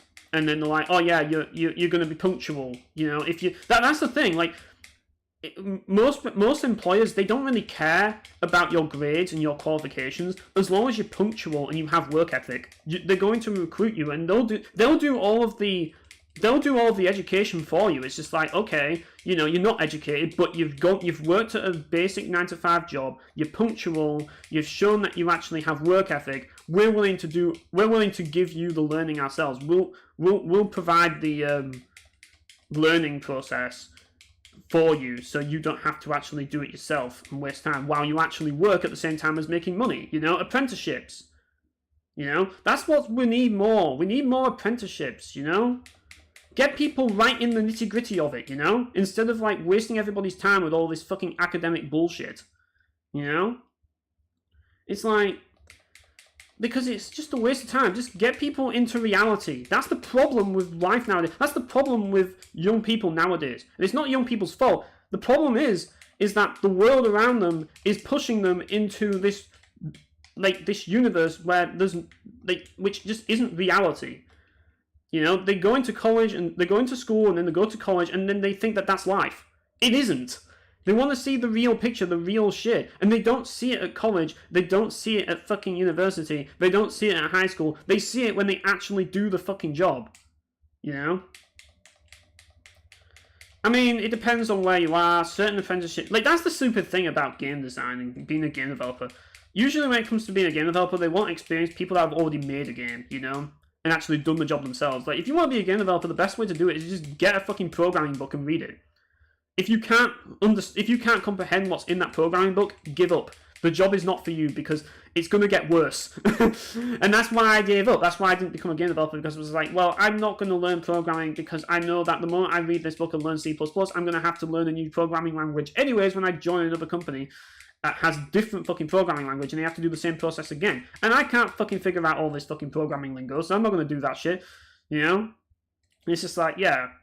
So it's just, I don't think being a game developer is really as fun as we think it is. It's fun to fantasize, but when reality hits you, you start to realize it's not really as great as you think, you know? It's never as... Well, what? Have we lost? Shit, we lost. God damn it. Sometimes, you see, this is the thing, when you actually do it... Oh, raid successful. Well, okay. We took out the secondary base. So it wasn't a complete loss. But someone got captured. But whatever. You die. Right. Yeah, so... Yeah, but that's the thing, it's like... we need to have more apprenticeships. That's what we need. That's what the world needs. But freaking there's the new horde. The new horde are trying to take over. Great. Freaking hell, man. Yeah, this is from like when I did the first war, Warcraft, the first war. Like I added the new horde as a second faction. I just know, is it the first war or was another thing I was planning? Yeah, that's the thing. You know, you brought it on by bringing up the whole thing, you know, and you want to talk about high school with me, you're going to get me on a rant, you know, it's like, That's how it goes, you know. It's why I don't do live streams, because I just go off on a tangent, and sometimes we get into real shit. You know, it's just like, you know, we're supposed to be talking about video games. You know what I mean? It's just like, but yeah, I don't really like high school at all. I don't think that it's a. I think we should probably rethink how we educate people, and the whole system just needs to just be changed. You know, the whole system is just fundamentally flawed in so many ways. It doesn't prepare people for the real life. What does it actually do? Like, I would argue the reason why high school is even still a thing is just simply because parents need they need a way so that they can work, and it's basically like a daycare at this point. That's what high school is. It's just basically a way to provide a daycare while giving parents making parents feel like they're actually doing something of, like, they're actually offering something of value. That's basically the gist of it, you know? I'm gonna have to use this sword because, unfortunately, you know, even though Lazard doesn't use a sword, it's just like, just to get this guy out of the way because of the freaking weapon swapping system, I have to do it. But yeah, like, that's the thing. It's just like, ultimately, I don't want to play video games like that, saying that, but it's just on principle. Because I just don't agree with it. I don't agree with the system at all. And when you glorify the system, it's just kind of like, no, that's not what I want to do for entertainment. Play something that glorifies fucking high school. No thanks. You know? I'd rather do something else with my life. You know, like play a game where I get to explore fantastical worlds and stuff and surreal landscapes. That's what it's all about, you know? Because for a lot of us, like, video games are supposed to be an escape from high school. Why even bring it up? Why even bring it up as a concept, you know? When we want to escape from it. Like, you know, back in the day, that's what it was. I wanted to escape from high school. It was that part of my life I don't want to revisit, you know? And I don't want to revisit as an adult either. I just want to move on past that, you know? And that's why I don't really give a shit about those games that feature it. But it just annoys me that so many RPGs have to fucking feature high school nowadays. Yeah, pretty much. At the end of the day, that's the thing. I don't really do live streams because I don't want to talk about all the serious shit sometimes, and I get onto a tangent, you know? That's the thing. Like, when I'm talking on a live stream, I go off on a tangent all the time, and I can't even control it. I don't maintain a consistent track of what I'm saying. But to do that, I need a script. A lot of my videos that I used to do were scripted, but those took a long time to do, unfortunately. So, yeah. And because of that, like, I can't always, like, I can't do those types of videos all the time, you know? So it's like I mainly just do random shit. But yeah, I don't really enjoy doing streaming though. But in my own time, when I'm actually be able to do things like, it's just like off the cuff, I'll do it like that just to get my thoughts out. But I can get them out more consistently than I am now, or a little bit more consistently, you know. And yeah, make clips out of it if I can. That's kind of the idea. But you know, like, there's nothing, like I say, the videos that I make are absolute shit, but, you know, like, there's not really anything special about them. They're just kind of just there for me to just speak my mind. There's not really anything else to it, and there's not really anything amazing about it. But, you know, I don't really care about making it amazing, you know. I've done my bit. I've done the videos that I mainly give a shit about, you know. When I did my video on videos on the Valve establishment and Valve profile, like, connected video. That was probably the last video where I was like, well, technically it was East 4, but that was the one that released afterwards. But the last one I finished was that. Once I finished that Star Ocean and Valve profile connected video, I was like, right, after that, I'm not doing all these scripted videos anymore and reviews and all this shit, because it's just too much time and too much effort. And yeah, and that's why I'm doing videos that are shit now, because it's easy. And I like easy things. I like things to be easy because it's more fun for me, and it means that I spend less time on it. I mean, it's not that they're not fun to make. They can be fun to make, but it's just the time commitment and everything else. I just don't want to invest that much time. I want to actually do other things. And it's allowed me to free up time. And, you know, with the commitments I have nowadays, you know, it's just like, it's not really practical for me to actually do all of that stuff. You know, so I can't just focus everything on YouTube, you know, I want to focus on life as well, because life is, in my opinion, like, at least to me, life is, like, enjoying life is more important. Like, for some reason, Ner'zhul's got all the freaking Trials of Mana characters, the Psycho Zetsu 3 characters, and fucking Adonis from Valkyrie 2, of course, just thrown in there. Because of course he is. And I'm going to hit him with another freaking fire thing, you know, which reminds me of Animate Earth, and that's why I used it. Yeah, there we go. So, yeah, that's basically why I don't... That's why I don't stream, because you just go off topic all the time. And I just lose track of what I'm talking about, and then you just get involved in all this other bullshit. And then I just run out of things to say, really. It's just like, yeah. And then I have to somehow appease to everybody, and it's not easy to do that.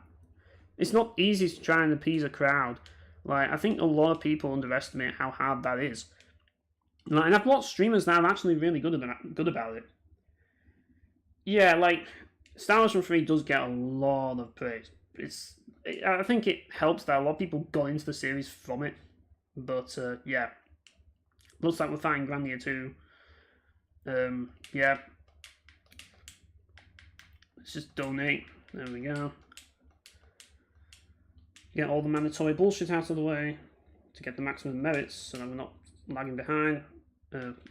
Forming an alliance with one of them. It's whatever. I can try with this. Best chance. Oh, you bitch. You're gonna waste a turn. Great, thanks for nothing. Oh well.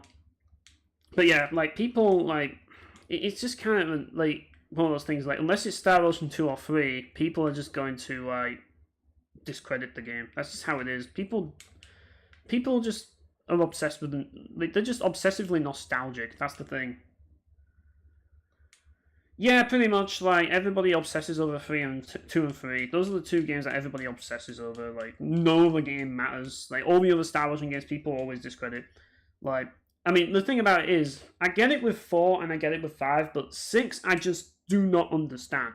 I do not understand why Star Ocean 6 gets so much hate. Like, why? What does that game really do wrong? I mean, yeah, sure, the text is small. I mean, look at the text that's on screen right now. That's pretty small, you know? It's like modern games in general have small text. It's just the norm now, you know? Why do so many other games get away with having small text? Yet Star Ocean, everybody moans about it, you know? That's all people like to do with Star Ocean, the moan. Moan all the time. It's just like, why? Oh shit. We're about to have the battle of the century here, boys. Fucking Ryudo versus Lazar. This is going to be an epic fight. Indeed, he's a worthy opponent, and so is this guy. This is going to be like the most epic battle ever, except it's not even remotely fair because Justin and fucking Dave from Xenogears have teamed up with Ryudo for some reason. Like, I can't really see Justin teaming up with Ryudo, ever. It's just not going to happen. But, yeah, like, freaking, this is going to be difficult, man. This is going to be really difficult. Yeah, if I can use that, that might help. I mean, Lazard found his ways through worse situations than this, you know? Oh, shit. This could be bad. Right, I'm going to have to just get out of here. Like, I'm just going to have to pull what Lazard does best, and that is escape. Do a strategic withdrawal. That's the best thing that Lazard can do. Yeah, pretty much. So, I mean, I've got, like, the stratagem anyways, so that'll solve the problem, but yeah. Beating Ryudo and the other two at the same time, I don't think Lazard was going to be able to do that. You know, but I had to have that epic battle. It ended in a stalemate, so, you know, you never saw the finale. It's still up for debate who is the stronger of the two. We're still trying to figure that out, but, yeah.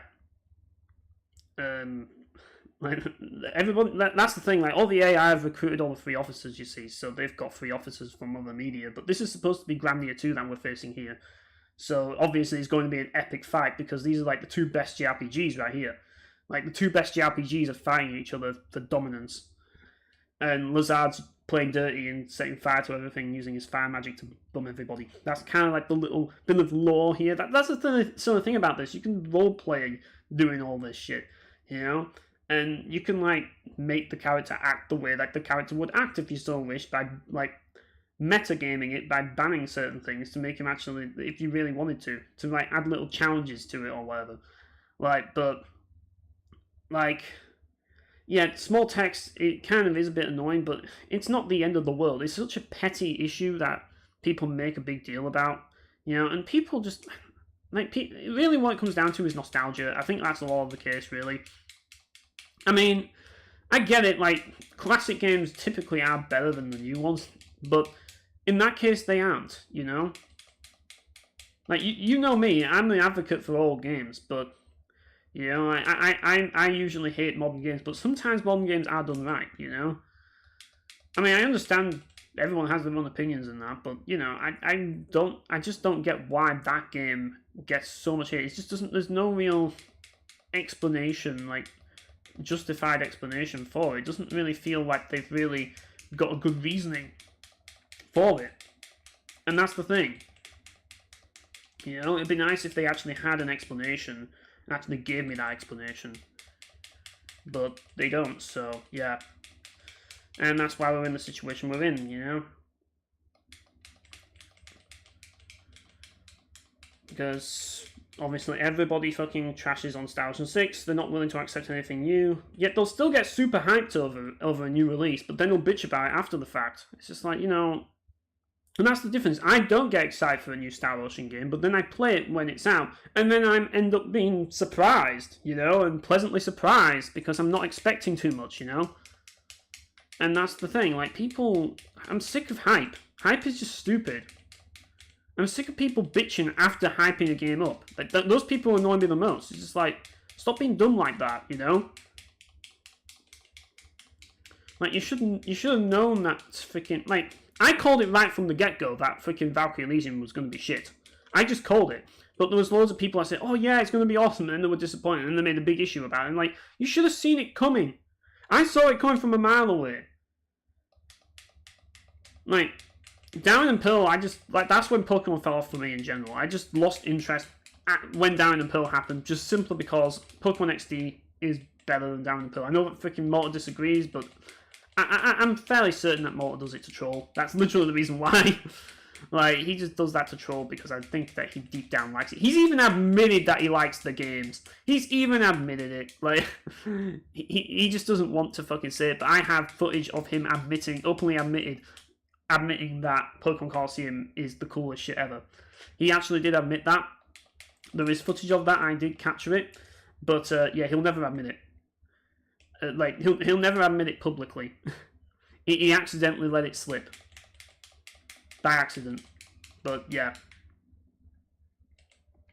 And, yeah, I'm going to have to, let's try doing thunderstorms this time. Right, we ended up dealing with that then. So, now we just need to do this, don't we? But, obviously we need to get this so that we can heal up. Yeah, like, I won't listen to all these big YouTubers and their opinions on things. Like, I mean, it's like, even my opinions, like, necessarily, you shouldn't really listen to what other people say about video games, because they obviously have their own, like, freaking, especially for games that aren't released. Like, if a game isn't released, just shut up, wait till it comes out, and then make your judgment after the fact. This might actually be quite difficult, but once we get the thunderstorms up, then it's going to be an easy win. So yeah, if I can actually get my horse, that'd be easy. It'd be nice. But yeah, like, I don't really care much for a lot of games nowadays. I just look at most games nowadays and think, whatever. Like, it's just another one, Oh, great. There's freaking, like, they're just taking away my fucking camps now. This is actually going to be pretty difficult. We're definitely going to need to find a way around this. Absolutely going to need to find a way around this. Yeah, we need to get that stratagem out. That's what we need. Because they're going for our main base now, for some reason. But yet they're all over here. I mean, that's fair enough. Like, personally, he hasn't really earned my respect. I don't think he's that bad, but he hasn't really earned my respect because, his elitist opinions on games and how he thinks that freaking games shouldn't have easy modes and all this shit, because I don't agree with that. So, yeah, but whatever. I don't hate him as a person. I just don't respect him. I don't really respect Electric Underground. Like, he's just, He's just some dude with some bad opinions sometimes. It's basically all he is to me, you know? But at the end of the day, I don't really care. Like, we're all going to experience people like that, you know? This is going to be difficult. Like, these guys are really tough, man. I'm going to have to go back to my main base because obviously I can't get off my horse because getting off my horse is... Everyone's chasing me for miles. This is going to take forever, man. Like, trying to get from A to B here is just going to be an absolute nightmare. It's like my stratagems aren't really doing much here. I'm going to have to fucking... The thing is that they've got that stupid freaking thing on. I'm going to have to use this fucking cheap move. Cheap strategies here. Just use the cheap strategies to deal with all this bullshit. This is why I don't like that 8's bullshit system, because I have to fucking do this every single time. It's just like I don't want to have to do this every single time. Right, now let's go over here and start dealing with this shit. Because it's just the freaking weapon switching that they force it. I hate that. Just don't force me to swap weapons, because it makes the game less fun. It's the one downside to it that I don't like. Because of this freaking weakness system, I guess I could buy another pack of cards, but it's just like, until then, I'm just going to swing a sword at people. And he's using his fucking Muso. Fuck off, dude. Seriously, it's starting to get annoying now. Just die, please. Just fucking die. Just fucking stop blocking and die, please. Just stop blocking and die. Seriously, getting on my nerves. Right, that made me lose so much health. So I have to fucking go and get more now. Great. This is going to be really difficult. Really fucking difficult to go after this.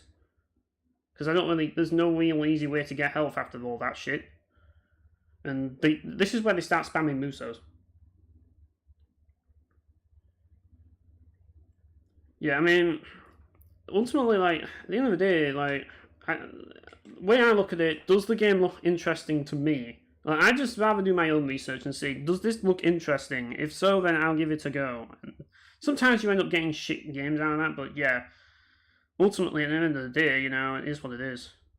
I'm going to have to deal with Ryudo now, which is not going to be easy. We've got the match of destiny now. This is the greatest fight of mankind that's about to happen right now. Chuck Norris is fighting Bruce Lee right now. You better watch it. It's match of the century. But for the sake of it, I have to actually use Lazard to beat Ryudo here.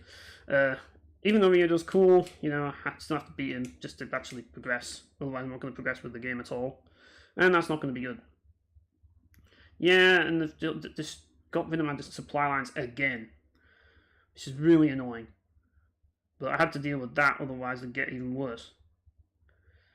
I mean, yeah, but at the end of the day, it was your choice to get it at the end of the day. You chose willingly to play the game. If you, like, you can say that I swayed it if you want, but ultimately you made that decision. You know, like, I didn't pressure you into playing the game. I didn't make out that the game, everybody should play it, that's a must play. That's the thing, like, all these people that say, this game is a must play. No, it's not. No game is a must play. Some people are going to enjoy the game, some people aren't. That's just how it is. I mean, when I do a review, it's the whole point of my reviews is that you watch them to see if there's things that I mention that you either like or dislike. You know, rather than me just telling you it's good, I tell you the things in the game that may or may not be good for you. And that's the thing. Now, I haven't reviewed Covenant of the Plume on this channel. The last time I reviewed Covenant of the Plume was back on the Destructoid Sea blogs, and that was ages ago. It's very old now, kind of out of date, really. So, yeah, like, I haven't really done a review of Valkov Covenant of the Plume in a long time. So, when you consider that fact, it's... yeah, you're not really basing it off much, because I just basically not really said much about the game. I've just said that it's a game that I like. That's basically it. But I suppose you could have basically been curious, I suppose, based on things I said. But, you know, curiosity does happen sometimes. Sometimes people do get curious when they hear about a game for the first time, and then they're just like... I mean, yeah, like, I don't really... I think the personality of freaking Covenant of the Plume is just basically, like... I don't know why my hits aren't connecting, but whatever. But yeah, the personality of Covenant of the Plume is just basically angst, vengeance, like malice, the same personality as Chaos Legion, really, just like hatred, violence, malice, misery, all of that shit. It's basically the best way to describe that game's personality. Well, Valve Profile 3 doesn't exist, that's the thing. There isn't one to really talk about, really. I can talk about what I'd want in a Valve Profile 3. Like, I've talked about that before. Like, I'd love to have character creation in Valve Profile. Like, create your own Einherjar, that would be great. Why not? Like, Einherjar are a blank slate anyways, a lot of them, so it's just like, why not just make your own? You know? Might as well at this point. God, Ryudo wants more? Jesus. It's gonna be really difficult. You know, it's not going to be easy dealing with him. It really is not. Right. We got him there. If anyone's going to do it, it's Lazard. Yeah, pretty much. Like, curiosity is everything. Curiosity is very important. I think that's one thing that Valve Profile does well, is making you curious, making you want to know more. You know? That's a sign of a good game when it makes you curious, you know? When it makes you want to know more. A lot of games nowadays, they have to tell you stuff. Because people are dumb and they need babysitting, they need spoon feeding on the law, you know? I don't care, I don't want to be I don't have anything against spoon feeding with gameplay and like difficulty and like tutorials and stuff, but I hate when I'm being spoon fed lore, because I'm not stupid, I know how to understand lore, it's just that I'm inept when it comes to actually playing video games. Yeah, but with lore, like, I don't need to be spoon-fed all the logic. Just do, and don't waste time explaining. I'll come up with my own weird theories on what's actually going on myself, because it's more fun to do that than to listen to the creator's take, which is never as fun, and never as interesting, and never as cool. Right, so like, we're finally able to fucking kill whoever the freaking prefect is. It's not Roan, because Roan's all the way over there. He's the king. But, because he's the king of Sarum in the actual game, so I made him the king because I thought, well, it makes it fitting. It looks like Marik's the prefect, yeah. Yeah, because since Roan is an actual king, I didn't make Ryudo the leader, like the ruler, because Ryudo isn't a king, he's just kind of like a mercenary dude, so, you know, I thought it was fitting that Roan was the king because he is, like, technically a king, so I made him the ruler of the faction. But, yeah. That's basically my... I mean, so I'd want that. It'd be cool if you had, like... I would like to have, like, 2 different modes in the game. Like, I have it in my head right now, like... Absolutely, let's get Ryudo with us. Fuck you, Elena. Yeah, I'll rethink it by killing you. You can die as well. And if you don't join me, you die. That's how it is.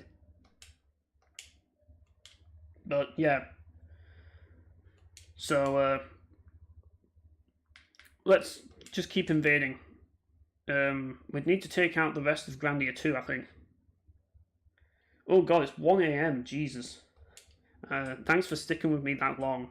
I do appreciate that. I'll see you later when I do another video, obviously. I should probably have, like, Star Ocean, the next Star Ocean video out soon, but it's, like, it might be tomorrow. I think that'll get the next one out, so, yeah, you'll be seeing it then. So I'll see you later, Ari. But, yeah, I'll get Vandal in there, and, let's just throw in Marek. Fuck it, why not? Marek fighting his own ruler, because we're fed up with Roan ruling the world. Like, ruling the planet. He's not what we want. We want a new ruler. We want a new leader to lead our ways. You know? Apparently Silmeria is going to be the new ruler of the universe. Like, I would betray, but it's just like, you know, make Lazard the ruler of the universe. But I just can't be asked because it's just like I'm trying to actually... Yes, I put Mario characters in the game. Yes, I did. That's Luigi. That's fucking... Luigi, and I mean, Luigi is an RPG character because it's in the Mario Superstar Saga, so, you know, Mario and Luigi Superstar Saga, so, yeah, that's why he's there, because he is an RPG character, you know, because you played it, Malta, so you know that he's an RPG character, so, of course, I put him in there. He doesn't look much like Luigi, as you can clearly see, but I did my best given the fact that this creation feature is limited in the character creation situation, so, yeah, but, yeah, that's Luigi. I gave them, like, the because they fight with jumping and shit, I gave them like the boots and shit as their weapons. But yeah, they've recruited Luigi to the Grandia 2 faction, which is kind of funny. But yeah, Ryudo's defected, so I think Grandia 2's fucked because like Ryudo was like the Lubu of their faction. It's like when Lubu left Dongjuo, like Dongjuo was fucked. That's basically what's happened with Ryudo leaving the Grandia 2 faction. Now the muscle's gone. Now it's just time that everybody's fucked now. There's no...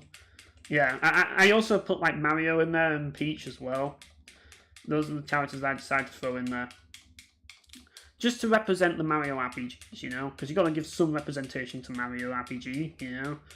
I mean, I couldn't do Paper Mario because, you know, it's not, you can't make anything look like paper in this game, so I just did Mario, you know? Like, I didn't put much in terms of, like, other Nintendo franchises in here because, obviously, because you're fighting with swords and sorcery, it's just, like, it's hard to, like, do anything else. I think I did... Even though I don't like Fire Emblem, I have got some Fire Emblem characters in this. Just simply because I know Biophoenix likes Fire Emblem, I know you like Fire Emblem, so I just threw them in there. I put Marth and Micaiah from freaking Radiant Dawn in it. Just simply, basically, because I know that they like those characters and I just need to fill in slots, so I just threw them in there. But other than that, I don't really have too many Nintendo characters in this. Like, just simply because you need to have a weapon, you know? I need a character that will make sense with a certain weapon, you know? Makes sense within this sort of universe, and it's hard to find Nintendo characters that would. So I didn't bother with that, but I make up for that by putting Nintendo characters in the wrestling show that I did, you know, because they fit in that more. Like, it's like, for example, F-Zero. F-Zero characters wouldn't work in this because, well, one, F-Zero is an RPG, and two, like, F-Zero was, like, they don't use weapons, because they're not, they use their bare hands, so it's just like, and I don't want too many people that have, like, gloves, like, because it does look a bit silly sometimes. I didn't even give Yuri the gloves, I gave him the feet as well, just simply because the gloves look just so ridiculous. Unless you're using someone who's, like, for example, I gave Archimon the gloves just simply because it fits him, because he's literally just a freaking, like, he's not a human being, he's a monster, so of course it makes sense for him to have gloves so that he can, like, act like a monstrous entity. But yeah, like, I mainly give them feet instead because I think the feet one's just cooler, and you know, if you punch you can also kick, so yeah. And yeah, obviously, like, the Roan design is based on the when he becomes king, so yeah, that's kind of what it is. I don't use the other one because it, you know, you can't, it's a lot harder to do that, so yeah, I did it based on that. But, yeah, it makes sense that he's the ruler, given that fact. But he's about to get absolutely owned right now. Yep. And, yeah, goodbye, Roan. And the good news about this is, because Grandia 2 is right next... And I put Grandia 2 right next to the Jobber's Kingdom, or Trails Kingdom, on purpose, because I wanted Ryudo to be able to beat the crap out of all of the Trails characters, because I thought that would be fun. And that's why I put Grandia 2 right next door to it. So, yeah. But now we're finally able to actually, able to do that. Yeah. Get all these Grandia 2 characters. Whatever, fuck you. All you generic people. And we'll kill fucking Fina from Grandia 1. Recruit Luigi. And whatever, we'll release Dart. There we go. So, now we're off to fight the Jobbers. This is the part we've been looking forward to the whole game, isn't it? Yeah, whatever. Oh, great. Fucking Hefei is invaded by the Jobbers. Right. Have we got... oh, we need to get a blacksmith, don't we? God damn it. Okay, let's just defend... Let's just defend Hefei. This shouldn't be too difficult. Whatever. Well, who's going to be strongest army? Yeah, we'll use the strongest armies. There we go. And I'll fortify the base a little bit, just to make things a little bit harder for them. There we go, and the 2 offensive bases. There we go, so we can speed things up, like so. And we're ready to go. Right, so now we're going to fight the freaking Jobbers. Yeah, we all love fighting Jobbers, don't we? And Chin's there! Fucking Chin's here! Finally! We've been waiting the whole time for Chin to be here. So that Chin is dead, finally. Yes, I had to put him in. I had to put him in, of course. Like, why Jack from Radiant Stories is with them, I don't know. Like, he and Estelle would not get along in real life. They absolutely wouldn't. They'd hate each other.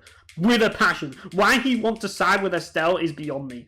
That would never happen in real life. Like, they would absolutely despise each other. But yeah. I never thought I'd be fighting fucking Jack from Radiant Stories and Chin at the same fucking time. Fucking hell, man. Fucking Killer Machine right next to fucking Jack from Radiant Stories. Yeah, like, well, it's not supposed to be based off my cat Chin. It was supposed to be based off freaking Hong Kong 97's Chin, you know? The Killer Machine that killed all the commies. That Chin. And, yeah, it was Jack from Radiant Stories. But speaking of Radiant Stories, that's going to be a game that I want to play next. Once I beat Baron Chaos Origins and I beat Seven Blades, Radiant Stories is next on the list. That's the next game I want to play. Because I still haven't finished it. I barely even played it, and I got stuck on it, and it's just like, well, I was trying to find all of the like human people to recruit and that lot, but I couldn't. Like, it's a struggle to find. So what I'm going to do is I'm going to go back to the game, but I'm going to go the non-hero route. I'm going to go the non-human route and not really bother about getting all the characters. And then one day do another playthrough when I get the time to actually do the human path. Because I think that's going to be better than just me just trying to figure out how to fucking do all this shit. Which idiot lost the fucking base to the jobbers? Come on, be honest. Don't lie to me. God damn it, you screwed me over. Whoever let that base fall, you screwed us all over. Thanks for nothing. Right. It'd be easier if I could, I'm going to need to go over there and defend that base now, aren't I? Because they let it die. Okay. Right. Defensive missions. I keep forgetting I'm playing a defensive mission instead of an offensive missions, and that's kind of why we're having a rough time. So, yeah. I'll defend while everybody else goes to advance, pretty much. Because everyone's going to go over here anyway, aren't they? And there's Zack from freaking... I hate when they do that animation, and it always happens in this game as well. Fuck you, Estelle. Fucking bitch. And fucking Zeeg Warhite as well. Of course, like, fucking, why are all the best people joining the jobbers? Like, come on. Come on, Zeeg, you should have been, you should have known better than this, you know? You're like the edgy character, you know? You're not lame, you're the cool guy of the fucking game, you know? You're the guy that every fucking angsty teenager wants to be. You know? You know, why are you hanging around with fucking lame ass Estelle? Right? I mean, Zack is probably there because, well, everyone's forgotten about his game, and he's trying to help Falcon. He's trying to help Trails beat out East because he's furious that Adol is basically taking over his own game franchise and isn't really. He hates that he's been outclassed by Adol. So to fuel the rivalry, he's joined Trails in like kind of like rebellion against freaking what do we call him? Against Adol, because that way Trails can beat freaking East, even though that would never actually happen. And all the Radiant Stories guys are with freaking Trails, of course. Fucking Ridley's here now. Great. Fucking Machias. I still laugh when I hear fucking Kamikaze sound when I'm talking that as Machias on fucking Biophoenix's fucking like abridged series. That abridged series is like the only thing that I really like whenever I think about Trails of Cold Steel, that's the first thing I think about now, because it's the only thing worth talking about regarding it, because Trails is so boring. It's the only thing that I think about whenever I think about Trails now. Bio's fucking abridged series. But yeah, fucking Machias. He's just so stupid. Such a stupid character. But yeah. Fucking Ridley is dead now.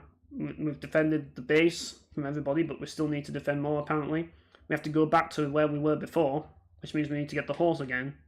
And we need to start defending that bit. Because there's all those people there, and we need to support our teammates who are getting absolutely bodied by all these guys. Yeah, it's gonna be a tough one, this one. But yeah, fucking Zeeg is back. So we have to deal with him. And yeah, everybody else is here. Fucking Chin's back. Fucking Jack's back. Why are these fucking people... Why is Chin sided with the fucking devil? Why? Chin, you were supposed to be on the side of good. You were supposed to be the side of the fucking freedom and liberty group. Why are you joining fucking Commie Estelle? You know, of course she's a fucking communist. She wears red. She's obviously commie. She obviously believes in... She's an ugly red bitch. You know, that's what she is. You're picking the wrong side here. You know? You should be killing all the fucking Trails characters because they're ugly reds that need to die and they believe in communism. Right? It's one of those games where it's very hard to say because it's just a game where you just mash buttons. There's not really much depth to this game at all, really. You just mash buttons and win. You know? I mean, I guess there may be better ways to do it, but there's really not much to the game, really, when you think about it. Execute, you're a Trails character, so you get to die. Fucking Matthias can die in a ditch, as far as I'm concerned. He sucks. Right. Now that we've repelled the attack from Trails... Oh, we can't attack them. Great. That sucks. I wanted to attack Trails immediately, but unfortunately I couldn't, because the game's like, nope, you can't, because someone else is going to war with Trails. Oh, yep, we can't. Nope, don't object. You're doing exactly what you needed to do. Right, whatever. Let's do that. Let's recruit somebody. Is there anybody left? Got Faris, those guys. Everybody's... Marth's there. What have we got over here? We don't have much money, do we? Whatever, let's recruit Yoshitsune from Genji. Which isn't an RPG, but I just threw him in there because Genji, you know? Why not? Yeah, I'm gonna murder some fucking Trails characters. I won't mind doing that. You know, the jobbers are going to get their asses handed to them. Big time. Because Lazard is bored, he wants to murder people, and now he's decided, I'm going to attack the entire Trails fandom. I'm going to attack the fucking Trails cast because they suck. And yeah, we're going to get the horse so we can actually destroy everybody in the Trails series, which is great. We can eliminate it from mankind. That's the goal of this stream, really. If we can deal with them, the rest of it doesn't really matter. Like, do we really need to dethrone everybody else? Do we really need to conquer the whole of China? Do we really need to take everything? Not really, we just need to take these bellends out. That's the whole point of this whole thing. That's the whole mission statement of this stream, really, isn't it? Kill all the people in fucking China because they're fucking psychopaths and they suck. That's basically what we want to do. So, yeah, that's kind of the agenda. That's what I'm going to be doing. Killing fucking Estelle and all of her bitches. Which shouldn't take too long because, obviously, like, it's this map, and then this map, you just go onto this side and just destroy this fucking... Like, I almost said expansion, thinking I was playing Warcraft 3. But destroy this base, and then destroy the second base, and then you've got the final base, you know? And nobody ever defends this side, even though this is the easiest side to take. But the AI is that stupid that they'll defend the other side for some reason. It's just like, why? Like, you're just leaving this open for me and making this easy for me, so I can just absolutely annihilate everybody. Yeah. But it makes things easy for me. It makes my life easier, so, you know, I don't have to waste time, like, doing all the rest, like, messing around, trying to figure out how to finish the level. The only problem is that there's no one to really fight here. I'm just basically just killing just generic soldiers, so that's the thing. It's just like, that's the downside of Dynasty Warriors. It's like, if you just don't like, if you're not into like repetition of just like mashing buttons, yeah, you're not going to enjoy Dynasty Warriors. It's just not for you. But, you know, I don't mind it because it's just chill and relaxing. But yeah, it does get a bit kind of, I can see how people can find it monotonous if that's not what they're into. I mean, you kind of got to know what you're getting into with a Dynasty Warriors game, really. But if you like this sort of thing, and if you don't mind like the monotony of like mashing squarely, like I don't mind this sort of gameplay. I don't mind games that have like I don't mind gameplay that has that is just like the same thing, like just mashing buttons, as long as it's presented in a simple and non-convoluted way, which this is, you know. I mean, like Bang House has the same amount of depth as this game. The only difference is this game presents it in a very simplistic, easygoing, brain-dead way, which I like because I don't want to... If I'm playing something that has zero depth, I don't want to have to read an encyclopedia to know how to play it. I just want to actually just get to it without thinking and without having to pay much attention to what I'm doing. And that's the appeal of these games. You know? I mean, I'm probably going to just call it after this. I think we've seen enough. Really, of all this shit. I mean, we could see more, but we've seen enough of this. And to be honest, my voice is starting to go. It's hard for me to keep talking all this time, and I need to take a break. That's the thing. That's the reason why I don't do streams, people, because it just takes a while on me. But and I don't really. I just don't really have the fortitude to do it. It's just not my thing. But so I think this is a good time to end it, and I think most people have pretty much gone. Well, that is gone, and I don't know about how long Molten's going to stick around. So it's just yeah, we're just going to call it now. I think basically all people there's not that many people left. It's just you, Molten, isn't it? So yeah, and I don't know if you really have anything else to say, really, any last minute things that you want to talk about, because yeah, if you do, then this is the opportunity to talk about it. But yeah, I'm probably going to be done after I've beaten the crap out of Estelle, because I think it's all I really need to do, isn't it? When it really comes down to it. It's just poison mist. There we go. Yeah, I need to actually move him away. There we go. I like that move. It almost feels like every single move of the card. That's why I gave him the cards, because it reminds me of how he actually...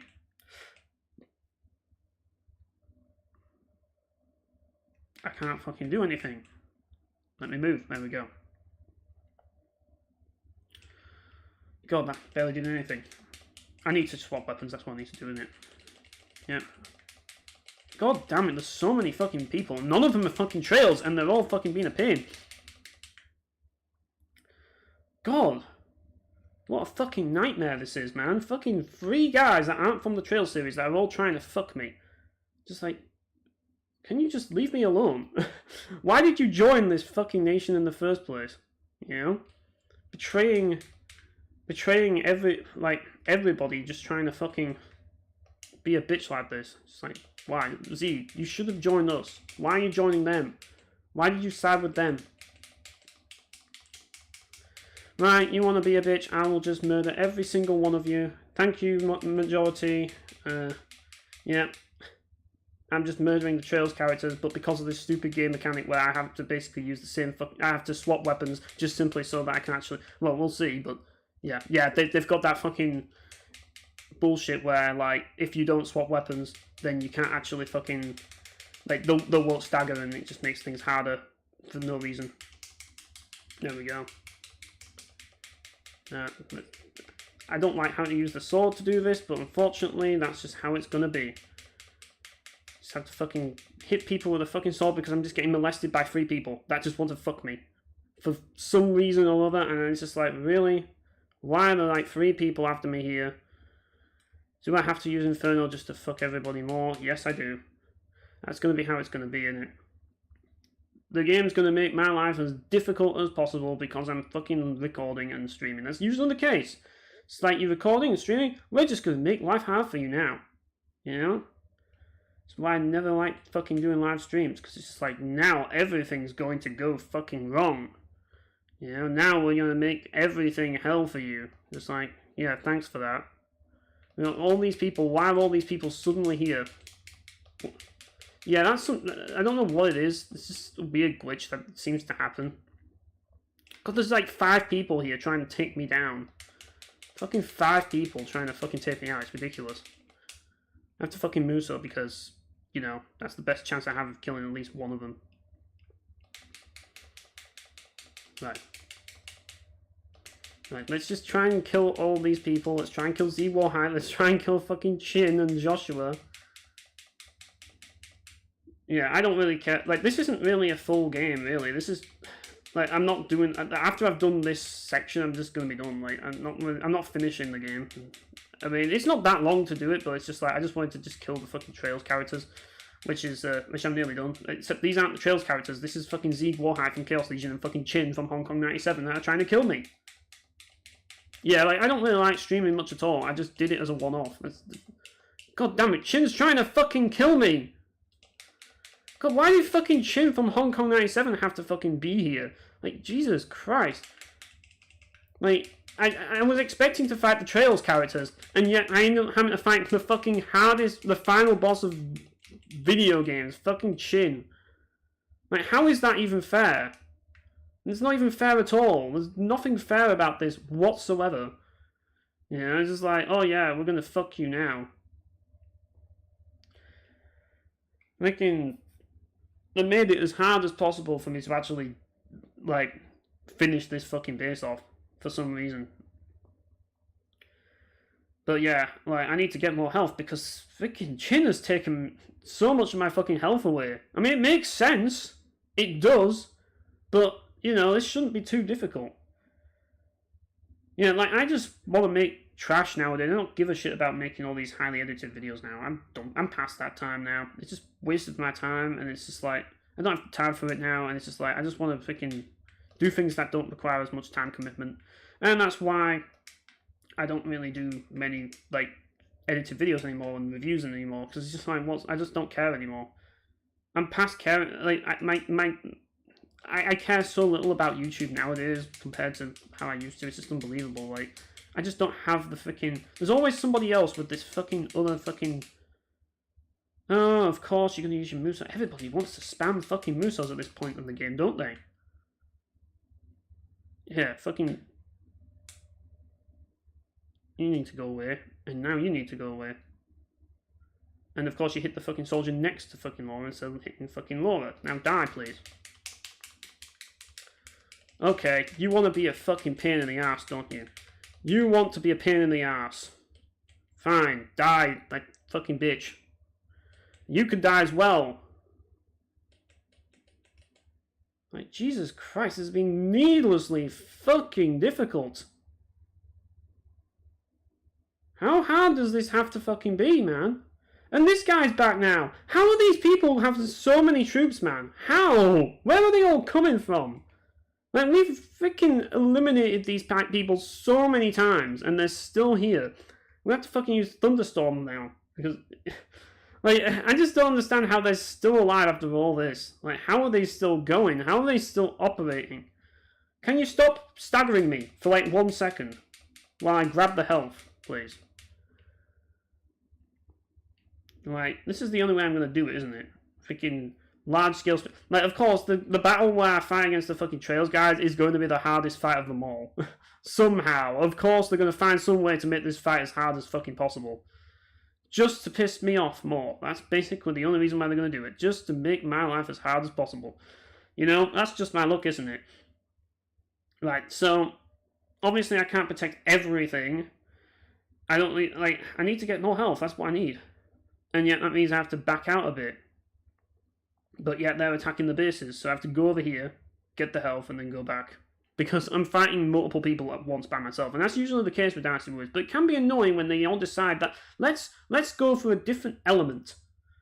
I mean, YouTube is an outlet, but I won't really say that it's great. Pretty much. Like, it's an outlet that you can use, but look at how many people there are, man. Just look at how many fucking people there are now. Like, there's so many people that are fighting this base. And then this guy taking advantage of the fact that I'm attacking them. Like, Jesus Christ, this is difficult. I tried to play this game simply because it was going to be easy, but now all of a sudden the game has gotten needlessly difficult out of fucking nowhere. But that was not what I wanted to do. And yet, of course, they're going to defend every fucking time when... Like, let's just try and do this. There we go. Fucking hell, man. Oh my god, just let me do something! Oh, no. No, that's not going to happen. Right, get the Thunderstorm thing out now. Can the Thunderstorm just hit Congo for the love of Jesus? So that I can actually fucking move on with my life? Of course you're not going to do that. Yeah, this is just going to be a fucking nightmare, isn't it? And you have unblockable attacks, so I'm going to be fucked. This is ridiculous. This game's just gone from being really easy to insanely fucking difficult within seconds. Get on your horse and run. Like, Jesus Christ. I get it. Fucking, like, I mean, I guess, like, it's hard to say. It'd probably be like it used to be, really. Like, as a kid, you'd have that freaking, you'd probably have a lot more innocence, I guess. But, I suppose there would be less social aspects in certain ways, but I don't think that that's something that I particularly need right now. Like, because, like, I've gotten to a point where I can kind of, like, talk to people about gaming in my local area now, so it's just like, you know, I don't really need it, you know, but it's like, it's nice, I guess. But, yeah, like, ultimately, like, it's just like, ever since I did this, it's just like, now the game's difficulty has just gone way up. And I don't understand why, because it's not like they have multiple nations. Ah, finally the enemy commander's here. Good. Now I can end this. I can end this fucking ridiculously hard fucking fight just by killing them. Yeah, I mean, basically YouTube, I don't need YouTube anymore. I don't really need it. It was a crutch for when I needed it, for when my mental health was low. Now my mental health isn't really as low anymore, and it's just like, I don't need it anymore, and it's like, yep, I can just move on. That's kind of where I am with YouTube now, and it's just like, that's why I don't really care as much doing it, and that's why I don't really put as much work into my content anymore, because it's just like, you know, I just want to move on. You know, the glory days of YouTube are basically over, and they've been over for so long now, you know, that, I mean, you were there when the glory days of YouTube were going on. You've seen the difference. You've seen how people have risen, like, back in your era, and now you see how difficult it is to go up now as a small YouTuber. So you've been there since back then. You've seen how back then everybody that were making content around the same time as you were rising. Now they've like risen to like these heights, or they've disappeared, and yet you're still here because you're still committed. You know, like, either people rise or they fall and disappear usually, because people just take it too seriously and they don't really care about it. But you focus on more of the fun aspect of it, which is great. But the thing for a lot of people, it's kind of like, it's just time commitment, and they want something out of it, and that's the problem. But it's like, you know, I think as long as you don't take it too seriously, it's possible to do it. But I just don't take it too seriously. I just make sure that I can have an easy time as much as possible, and that's how I approach it. And that's why I don't really want to make all these fucking reviews anymore, because, you know, it's just difficult. Like, making reviews and shit takes a lot of time, and it's not really time that... I mean, if I did those reviews back in the day, back in, like, the early 2000s, or, like, back in the late 2000s, like, in the year 2000s, or even in the early 2010s, I probably would have gotten a lot more viewers and a lot more subs from them, because times were different then. But ever since, like, the apocalypse, like, and everything else, like, YouTube's just completely lost its way, and you can't make content like that anymore. You have to kind of make... You kind of have to make things different now. You have to make news videos, or you have to, like, market it differently and, like, manipulate people. It's just like, I don't care about that. I don't want to engage in that. So I just make the stuff that I make, because it's easy. The problem is, if you make stuff like this, YouTube does everything in its power to punish you, because it doesn't want people like us. It doesn't want people like us, small YouTubers, wasting time. That's the thing. Yeah, basically that. It's not a niche. It's just basically a platform where they don't want us around, and they've got their big guys now. They don't need us, and that's how it is, really. I don't think we can invade anyone anyway. But yeah, we've killed all the Trails characters. They're all dead. The only thing I could do is construct a weapon forge, but I don't know if I need to. No, I just need to donate. That's all I need to do. But yeah, this is Dynasty Warriors 8 Empires. This game basically allows you to create your own Muso, and make your own characters in the game, and just make your own factions, and just have them go to war against each other. So it's like, if you've ever wanted to see, like, have fantasy battles, this is the game for you. Like, if you wanted to have fantasy wars, you could make it in this game. Yeah, just special training to that. I can get my merits up. But yeah, YouTube is just... I just don't care anymore. The less you care about YouTube, the better. That's how I see it nowadays. You know, like, the less you care about YouTube, the more fun you have. And unfortunately, some people, they still care about YouTube. I mean, the sad thing is, you know, like, there's a lot of people that do a lot of crap, and they've had a lot of success out of it. You know, and it's like, if they make crap and have had a lot of success out of it, why shouldn't I make crap? You know, at that point. So it's just like, why even try? Nobody else is trying, and yet they get success out of not trying. So it's just like, might as well not even try, and that's how I look at it. Yeah, I have to invite an officer. Like, is there anybody left? Oh god, well, we've got a lot here. Let's get Mephistroff in the group. Good old Mephistroff, you can always rely on him. The Australian Dreadlord, because he's got an Aussie accent that creeps in on his one line of dialogue that he has in Warcraft 3. Yep, that guy. And, yeah, so... that's just the gist of it. But, yeah, at the end of the day, I'm just going to, just do this one more level, I think, and then I'll be done with it. This shouldn't take too long, hopefully. But I'm probably going to end after this level. Just thought I'd do one more extra, because why not? But yeah, we're just going to deal with this little base here. Hopefully no one disturbs me. Like, which base is this? Who are we actually fighting here? I've forgotten. I've completely forgotten who we're fighting here. Is this Athlum? Is this what it is? Or...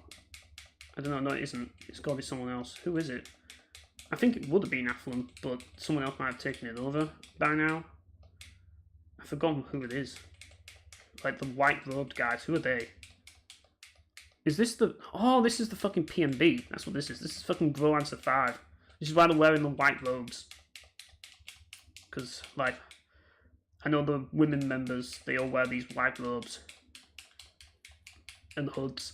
And I thought, well, I know that these are all guys, but it's just like, it kind of reminds me of them, and there isn't, like, the look for the, like, freaking dudes in it, in this skin. So I'm like, well, I'll just do it like the women did it.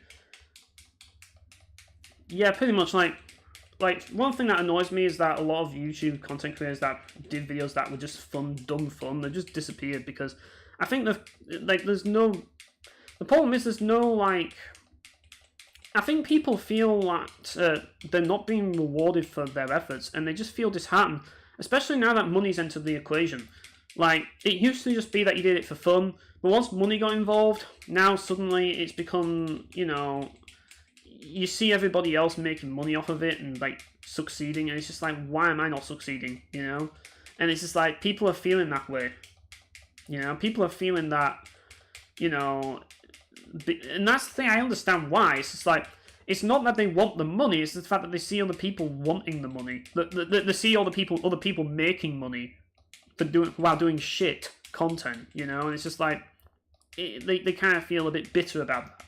And because of that, it leads them to try hard out of desperation, and that leads them to do the same old tactics that, you know, everybody does. And yeah, you also get people that claim that they don't do it for the money, but they really do, you know. It's so obvious when they do. You can't really hide it. And I know people that do it. You know, I know people in my circles that do it. And fine, whatever, I don't care you do it for the money, but at the end of the day, I know that you're just doing it for the money, because if you weren't doing it for the money, then, you know, you wouldn't be so desperate. And I've seen them being desperate, and I'm like, yeah, you're desperate to get as much out of it as possible. It's so obvious, dude. But at the end of the day, whatever. You want to do that, that's fine. But, you know, I can understand how people can feel like they're not being appreciated because all this crap content gets the attention of and the quality content, and that's just the problem. There's so many great videos that just don't get attention and just are left in the dust. It's like, for example... God, my nose is going now, man. This is why I don't do streams, because my nose is really running now. And, yeah, it's not good. Well, you're not even making money yet on freaking YouTube, dude. So, well, to my knowledge, you're not. You haven't put an ad on yet, and I don't think you probably have the watch time on it. Like if you did make money on it, then you'd probably have a super chat on, but you don't. So yeah, you've not made money out of it, from to my knowledge. But maybe you haven't got the watch time yet, or something, or maybe you just don't want to do it. I don't know, but yeah, like that's the thing. It's like it's one of those things where the reality of doing it as a career is just like ridiculous. It's not really a great idea. But I think it's more people just want that extra bit of pocket money. I mean, for me, it wouldn't be worth doing anyways because it would be complicated due to tax reasons. Because, I'd have to admit my taxes harder to do. They're already a bitch enough to do as it is. So, I have to basically account for basically all the money that I get. And that includes work money as well. So it's just like, and given what I do for a living, tax, because in the UK, you don't have to do your taxes like in the US, unless you run a business, and then you have to do taxes. That's kind of how it is. It's like, for example, in the UK, you don't have tax on purchases. Like, how when you go to a shop in America and you see the price tag, and then once you pay it, they add a tax on it. That's not a thing in the UK. In the UK, what's on the price tag is what you pay. But if you run a business, you have to basically calculate the tax and add it onto the actual price. So, yeah, it's a little bit different in this country, how things are done. Like, they made it easier for people who know how to, like, they made it easier for the everyday guy and made it harder for businesses. It's kind of how it is. Whereas in the US, they make it easier for businesses, harder for the everyday man. So if you want to be a businessman, it's easier to run a business in the US than it is in the UK. But if you want to be an employee, it's harder to be an employee in the US than it is in the UK. In the UK, you get all these more, there's more things, more workers' rights in the UK than there is in the US. Like, you get all these extra, like, you get holiday pay and all that stuff. In the US, like, to my knowledge, I don't think it is. I don't know if it is, but you get a lot of benefits as an employee over here. Whereas in America, it's not as much, basically. Whereas if you're a business over here, you have to pay more taxes. You have to, do all that. But there's positives and negatives to every area, really. I mean, America definitely has more negatives in terms of, like, yes, it's got more freedom and it's better for businesses, but if you're not running a business, you're going to have a really hard time trying to make a living because you're not really going to get all, like, it's not as easy being an employee over there, and there's other problems in America that we don't have, like gun crime and stuff, and having to deal with, like, a lot of other stuff, like, there's a lot of silly laws that America has in certain ways as well. Like, I hear that at school you have to kind of, like, recite the fucking national anthem or something. Like, what the hell is that, man? Like, that's like some weird indoctrination bullshit. But, yeah, like, it's, that's basically the gist of it, really. There are some small differences. Oh, shit, man. God damn it. Okay, I was close. I was very close. But now I have to leg it. Right, there we go. Let's get out of here. I mean, we got to the actual guy. I just need to heal. Because I got Musoed, and that hurt a lot. So I am going to leg it, heal up, and go back and kill the boss. Well, kill the leader. And then I'm going to call it a stream. And, yeah. This is just a one-off. Don't expect any more streams from me anytime soon. I don't really enjoy doing streams, really. I'm just going to be honest. Yeah, I mean, the one advantage that public schools do have in America over us, is that you don't have to wear a uniform, to my knowledge, whereas over here you do. Like, and it's gotten worse because now you have to wear a fucking tie. I didn't have to wear a tie, thankfully. I just had, like, a fucking sweatshirt with an emblem on it. Like, now you have to fucking wear a tie, and you see kids nowadays, they're all wearing fucking suits and ties and shit. It's like, fuck that shit. This is lame shit. Like, not enough people have to do it for work, let alone do it for school. Like, stop trying to force kids into being adults. That's what I say. Stop trying to force kids into being adults and just let them be fucking kids, Let them just enjoy life, because being an adult is fucking hard enough. You might as well just let them fucking enjoy life as kids while they have it, you know, while they have their adulthood. But yeah, like, I mean, in the one advantage of being in the UK is you can leave school earlier. Well, I don't think it is anymore. When I was a kid, I could leave. I left school at 16, so that's how it used to be. In America, it's a lot older, so you have to stay on for longer, which sounds annoying. And also, like, the legal drinking age in the UK is 18. In America, it's 21, which yeah. So if you're a younger person and you want to drink, come live in the UK. But I don't care about drinking anymore, so, you know, I'm not that bothered about all that shit, but yeah, at the end of the day, and here's the thing, like, you can have all these legal drinking ages and all this shit, but ultimately, if I've learned anything, it's that adults can be just as stupid as kids nowadays. Sometimes even more so. It's just like, you know, you look at some of these old adults, like some adults out there, and you just roll your eyes. It's like, they act so mature. Like, it's just like they haven't grown up or anything. It's just like, you know, it's like, seriously, some of them just need to grow up. Period. Because they just act like fucking worse than children. And it's just like, yeah. So, I just think that children get a lot of bad rep nowadays. But ultimately, I think children are smarter than a lot of adults nowadays. Like, because there's a lot of adults that just are behind the times and don't really see a lot of shit, and they just act like idiots. And it's just like, yeah, they're not setting really great examples for future generations. And yet the future generations, they're trying the best, you know? You can't knock them for trying the best. But everyone just rags off on the previous generation, and it's just been a thing, like, historically speaking, where everyone rags on about it. It's like, I don't want to be that guy. I want to have an open mind and actually believe in young people rather than just trashing on them just simply because they're young people. It's just like, whatever. Let kids be kids. That's my stance on the whole situation. But anyways, I'm done with this. I think I've been stewing enough, and I'm losing my voice. So yeah, don't expect any other streams. Like, this is just a one-off, just to celebrate nearly getting 600 subscribers. I know I didn't hit 600 subscribers, but I don't need to celebrate just hitting 600 subscribers. The fact that I nearly got there is a victory in itself, as far as I'm concerned. It's not really that important. But yeah, thanks for coming around, guys, and I'll see you all next time.